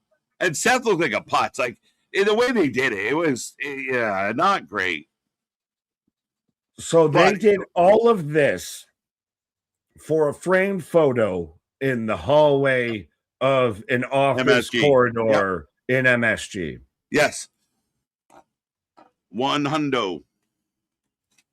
So It's again, You decide how you feel about it. I'm not. Yeah, Right. Yeah, I mean, again, this is what it's for. It's still going. 10 after. It won't end. We got to go at 11 because we've got OTC 11. We had to stay till 11. Did Tony Khan book this main event? It just won't end. Why does Roman look like he has hair extensions? It got fluffed. It got fluffed in the heat of battle. Yeah, what can I say except you're welcome? Fucking. Oh, this is the show that never ends. It was a really good show. And on, my friends. Yeah, look right there, your postcard. There's your Christmas card from the W fucking E. Splash Mountain. Thank you for writing Splash Mountain. Here is your fucking picture. After you get off, were your eyes open? Did you throw your hands up? I don't know, but there's your fucking Splash Mountain photography out there. The Knicks 1 and 5, right? The Knicks 1 and 5. So that's the rating this show fucking gets. Is a goddamn 5. You're giving the show 5? 5. 1, 2, 3, 4, 5. No 5. This show is not a 5. This is a really good show tonight. And a really shit ending. It's all right. I mean, the ending wasn't shit. Yay! The ending wasn't shit. It was just in a really weird spot as far as it. I mean, yeah, it was. You're right. It was kind of clunky and definitely messy. My God. That should have opened the show and been cut in half. It's like it was too much to start the show because of everything that they did with all of it. Right. Because it would have killed the rest of the show. But it was so flat. But if you had the show, everybody throw your hands up. The tyrant, you're getting the photo, flash photography. Throw your hands up. Make sure you make a shot face. Or we're going down the Whitewater Rapids out here. Well, I mean, like if you had the show go into an overrun during the tag match, and then it ends. All this is the big pop near the end, and then right before the show goes off the air, Punk smacks Cody in the face with his belt, and that's how we go off the air. Is Cody holding his face, walking up the aisle behind Punk? That's the perfect way to say goodnight. Or even if he sits there and grabs Punk and kind of spins him. And then folks, we're out of here. We go off the air. Just let him walk off. Either way, the tag match, they end on the tag match. It's an easy 7, and we're starting the conversation from there. But then it continued on, and then it continued on, and then it continued on. So, like I said, the Knicks 1 and 5, so they should be used to a 5-star rating out there. All right, ladies and gentlemen, we take a rating out of 10 on every single show. So get in the chat. Give us your rating out of 10. What did you like? What didn't you like? Yeah, I'm not with you. I was giving the show an 8, and that bit of messiness, maybe I deduct a point, give it a 7.5. Well, even MDB's pointing out, and a couple other people are pointing out, of Jalen Brunson got the biggest reaction. Yeah. Like, I mean, ultimately, the people who love WWE are going to say, did you feel how epic that show was? Like, do you feel how epic that moment was? That's why it was where it was. I mean, just poorly delivered. I think Seth looks like a bit of a putz. You know, having Halliburton come out but not do anything doesn't really make a lot of sense. Like, if you were going to bring Halliburton out, the boo factor is, Halliburton gets on Jalen with a chair. Like, that would have got a reaction. But it was very poorly delivered. But it was a big moment. Two professional athletes didn't do anything. They just watched. Athletic or professional, like just sauntered in the way of Seth. Right. Like, you can't do this now. Right. Yeah, I'm at a 7, and I'll go 7.5. I think the show was an 8. I thought Lyra killed it tonight. One of my MVPs of tonight is Lyra. What she did to Bailey, facts. She walked her, she took her for a walk and put her out. I don't know if we're going to see Bailey ever again. I don't know if this continues. Everything else, that tag match was great. This is awesome, Chance. Punk and Cody and Gunther. That tag match should have ended the show. I agree with you. I will agree with you on that for sure. But I don't believe the final segment sank the show because it felt like such a big deal. And I mean, they're paying homage to MSG. I think they should have opened the show with it. That's my truth opinion. But at the same time, like people are saying in the chat, like the fans loved it. The cat moment was great. The Lyra moment was great. It was good until it ain't. They should have ended it at the tag match. And I don't even know where you truly fit in the Roman Brunson segment, because Brunson got so over. If you do it at the start, the rest of it feels like the afterthought of like the kind of, all right, folks, stay tuned for the post-show party out here. It felt like the main event either way, but to do it after everything that had happened, it felt out of place. Right? Yeah, it did. It just felt like, again, they were waiting for that moment. They wanted to go off the air with Roman holding the trophy and Jalen holding the belt. That's what all that was for. Now, if they would have ended right at the top of the hour with that and timed it and paced it a bit better? You don't get the Seth, you don't get the Halliburton and everything, and say right at the 10 o'clock hours, we go off the air. You've got Roman holding up the fucking NBA trophy. You've got Brunson holding up the undisputed title. You don't even do the fucking Fandom Fan Fest title out there to Brunson. And the pyros and everything, and that's your shot right at 10. That's probably the best get out of Dodge scenario. Right. Yeah, maybe to an extent. I mean, and listen, I get it. We talk all the time. Roman's Roman. Roman has an aura. But these 11-minute entrances are starting to really fucking be stupid. Like, I think that's, I mean, again, when you had a 3-minute entrance for Jalen Brunson beforehand, and then you cut into a 7-minute Roman entrance right afterwards, it gets redundant as fuck. Right. See, MDB, this is money, 8.5, 3.5 out of 10. Didn't watch. There you go. Aura Farming. There you go. Facts. Great segment. Nick hating on his own team is wild. This is for you, Nick. What did I hate on? The whole ending of the show. Well, that's not hating on my team. I sat there and praised them. If they won it in 5, so that's how many points they got. If they would have won it in 7, they could have maybe gotten a 7 out of 10. Instead, they won it in 5, so get a 5 out of 10. No, that ending kind of took me out of everything. It took me out of how the show ended. It just dragged too long. It was a whole extra fucking half hour. It was a whole extra show. It was. That was a whole extra episode of as a Knicks fan that didn't speak to you. You weren't pumped to see Jalen. The crowd going nuts. Yeah, but it was still fucking long and overdrawn. Right. This is a better celeb involvement that makes sense. Pat involved with Randy. There you go. Well, roll tide. We're not going back into Pat. No one's fighting that fucking demon anymore. No, we're good.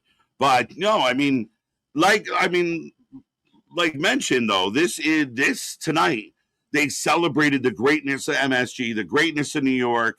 This was they ended the show with a bit of a New York pep rally. Rah, rah, shish kumbah. I said it. They ended it like we got off the ride at Universal Studios. We went down the roller coaster on the fucking log flume. Yeah. And we got, make sure you smile and raise your hands before they snap the picture, before you hit the bottom of that and the water splashes up on you. Right.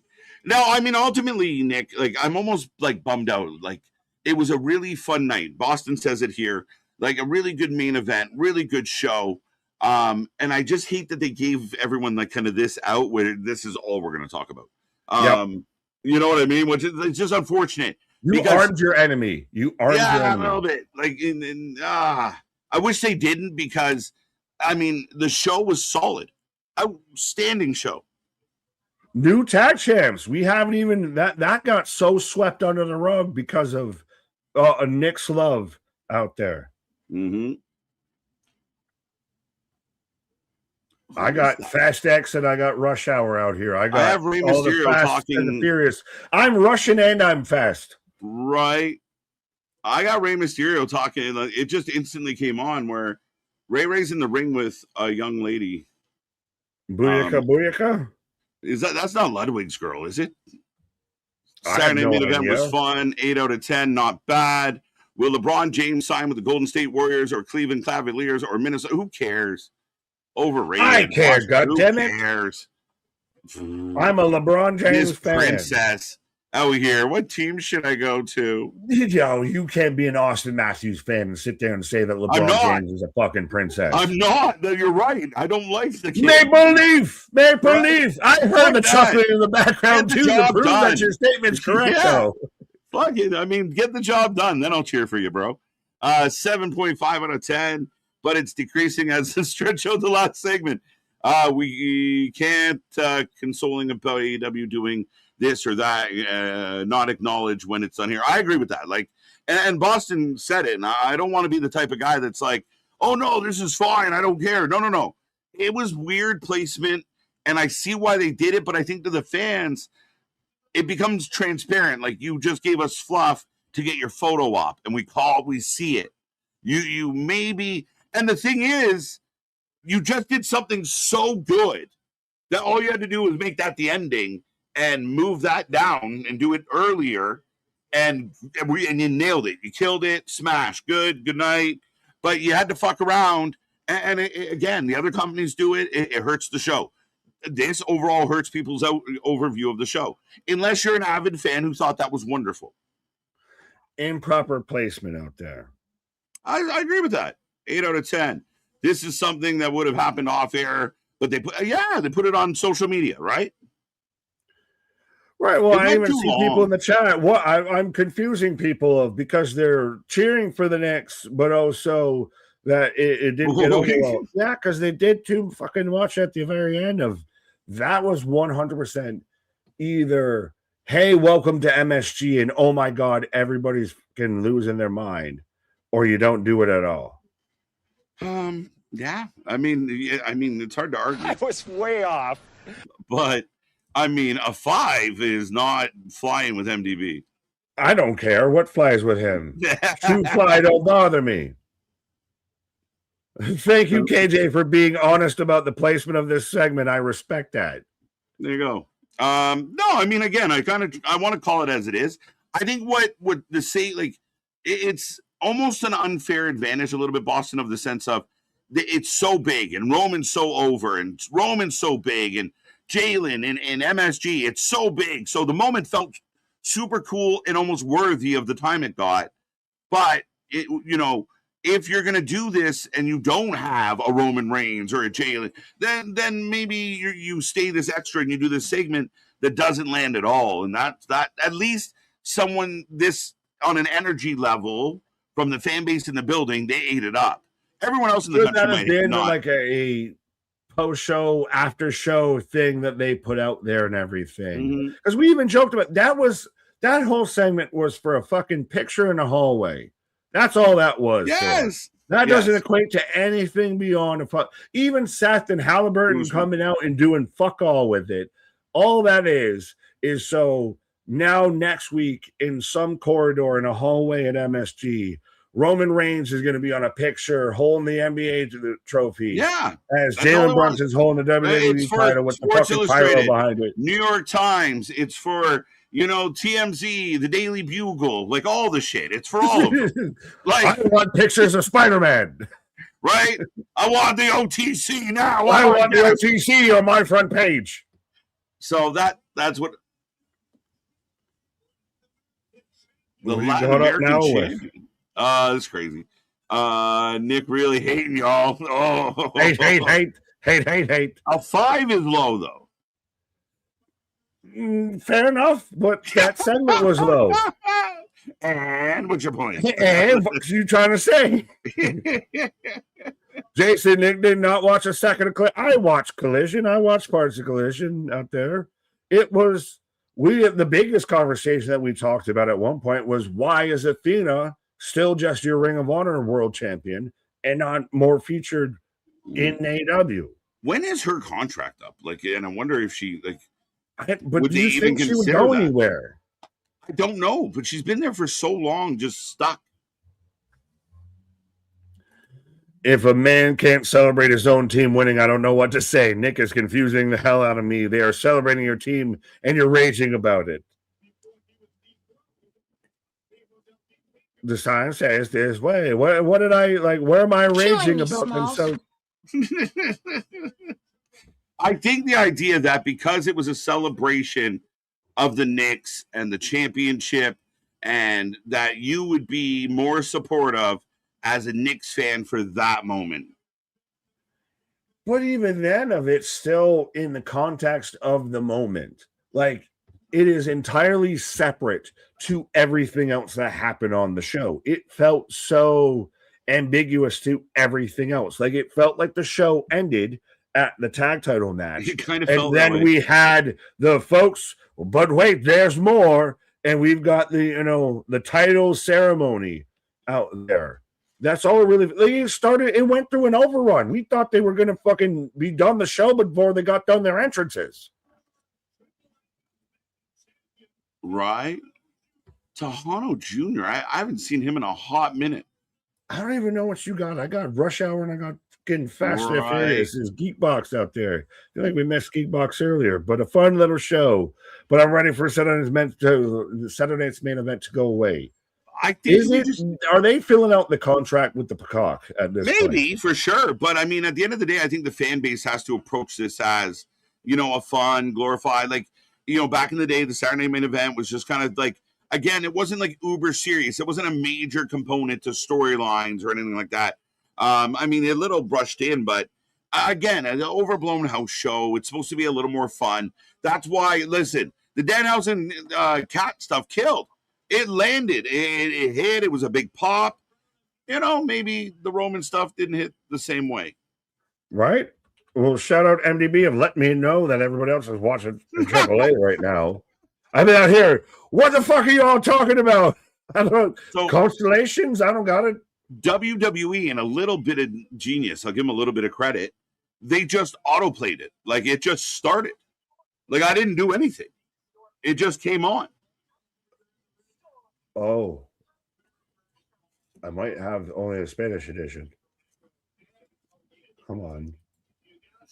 Well, I don't even know if we're staying for it at this point. I'm just you out there, Tejano Juniors and everything. Well, I decided it was a dude I haven't seen in a while. You want to talk about it? The whole show was based around the Knicks. Roman and Brunson were on the poster. And so you don't. So you think? I mean, the ending kind of. They can still be on the fucking poster and still do it wrong. Just because their graphics on the fucking thumbnail doesn't mean that they're guaranteed to be great. If you had this in the main event section, where would you have moved it? Like, would you actually? If I didn't have it in the main event, if you didn't move it, would you have done it better? Middle of the show. Do you think middle of the show? Middle of the show. I hear you with doing it as the open, but I also wonder if at that point you just shot your load and then nobody cares. If you maybe do it at least in the middle. And hey, you carry on to the next thing. And hey, folks, stay tuned because we've got CM Punk and Cody Rhodes taking on Sammy and Gunther. And if Sammy and Gunther win, they're going to get into the Fatal 4-Way at SummerSlam. And you have the big Aldous moment. The Aldous moment was cool. We had an Aldous moment. We had new tag champs. And it all feels for naught because we're out here bitching about Roman and Brunson hot dogging and grandstanding at the grand finale. Right. KJ loves WWE not giving fans fun entertainment. Wait, what? Do you even watch these streams, Paul? What do you mean? Like, I'm all for all the fun. And again, fun is relative. I think for some people in the chat, some people in the building, super fun. I actually was more on your side until you threw the bus at me. But... Fair enough. I'm watching AAA and UFC, and Usman and Plessis is out there. Good God. Good God. Too many things to watch out here. There's too much things popping off on I this don't weekend. give a fuck. You better give a goddamn about Kamaru Usman and Michael Duplessis. Yeah, AAA's been cooking for a while now. Like, it's growing, and it's become, instead of like, it's, at one point, it's like they're on a hot streak. They're cooking right now. Now they're getting into like a long-standing fucking broil here. Like they're going, and they've been fairly consistent. Right. 7.5 out of 10. 5. It's so crazy. At this point, I fucking said it. I got to stand on it. At this point, I can't walk it back. Y'all acting like the main event, this main event in SummerSlam, holy drama queens. And that's a valid argument. Thank you for noticing, King. But no, I'm sorry that it just felt really awkward. I'm not gangbanging on, oh my God, it was the worst segment of all time. What? What felt awkward? Like they show Jalen in the back. The crowd goes insane. He meets Roman. It took 7 minutes before anyone was in the fucking ring. But that didn't affect the crowd. The crowd was they didn't give a fuck that it was 7 minutes, right? Like, is that not the dilemma? The placement to me is more the thing. It's not even they're main eventing SummerSlam with this. It's no. But you had the best moment with Aldis out there in that tag match. You had a great match. I agree. You had a great moment that ended with that. And then they kind of just let that fucking go by the wayside. Right. Seth should have stole the NBA Knicks trophy for a week. Yeah, or weeks. Yeah. He should have came in, hit Roman, took the trophy, and fucked off. And then him and Tyrese, you stole it. Right. Just steal the trophy. Go. Jalen Brunson was on the freaking poster for the program. What did you expect? We expected him.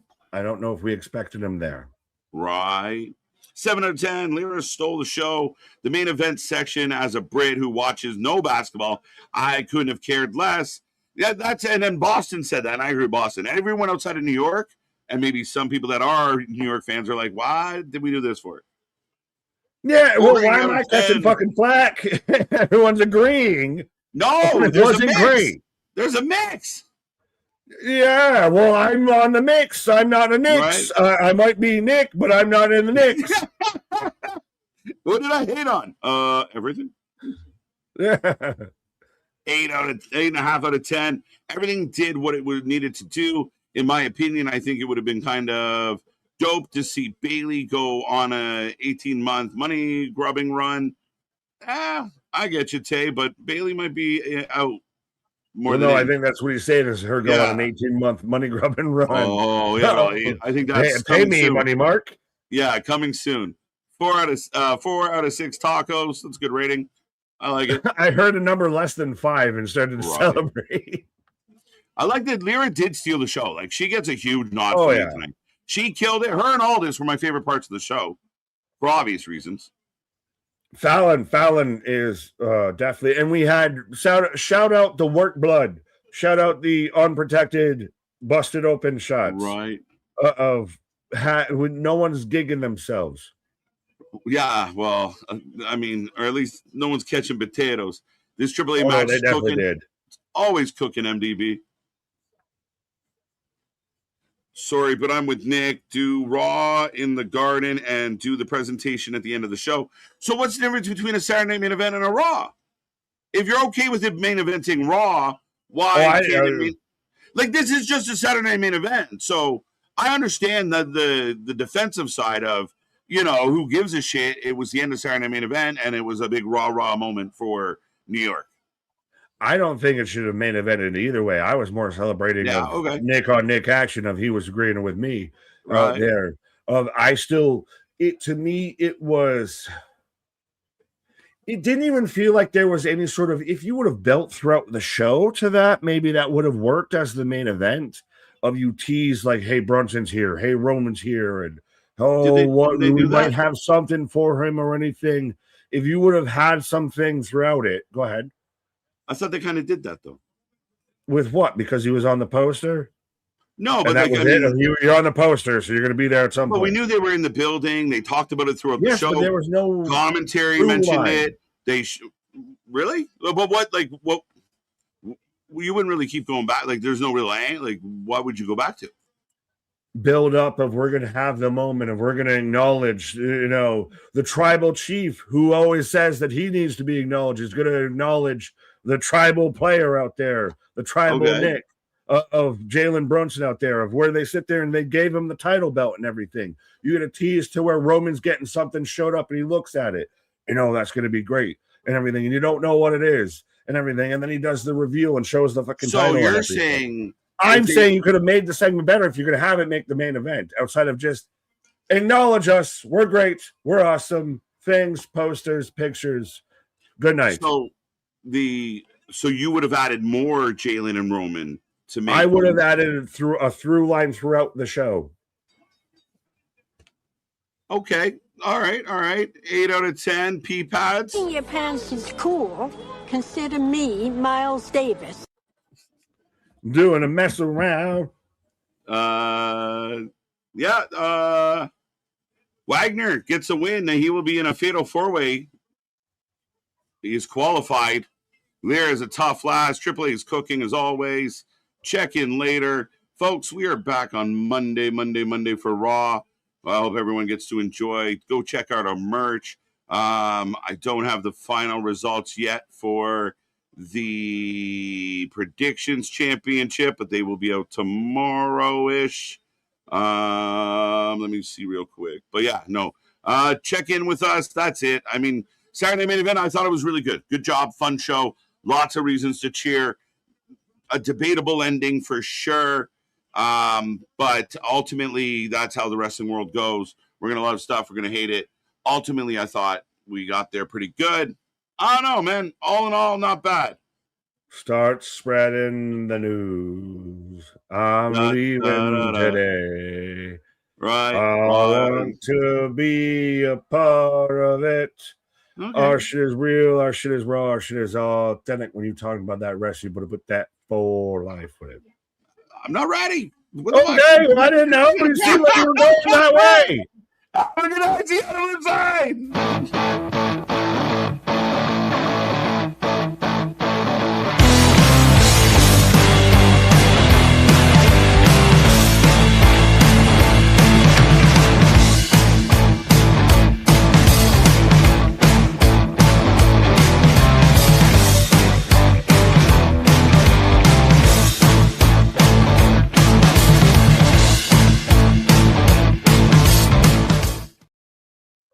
I don't give a fuck.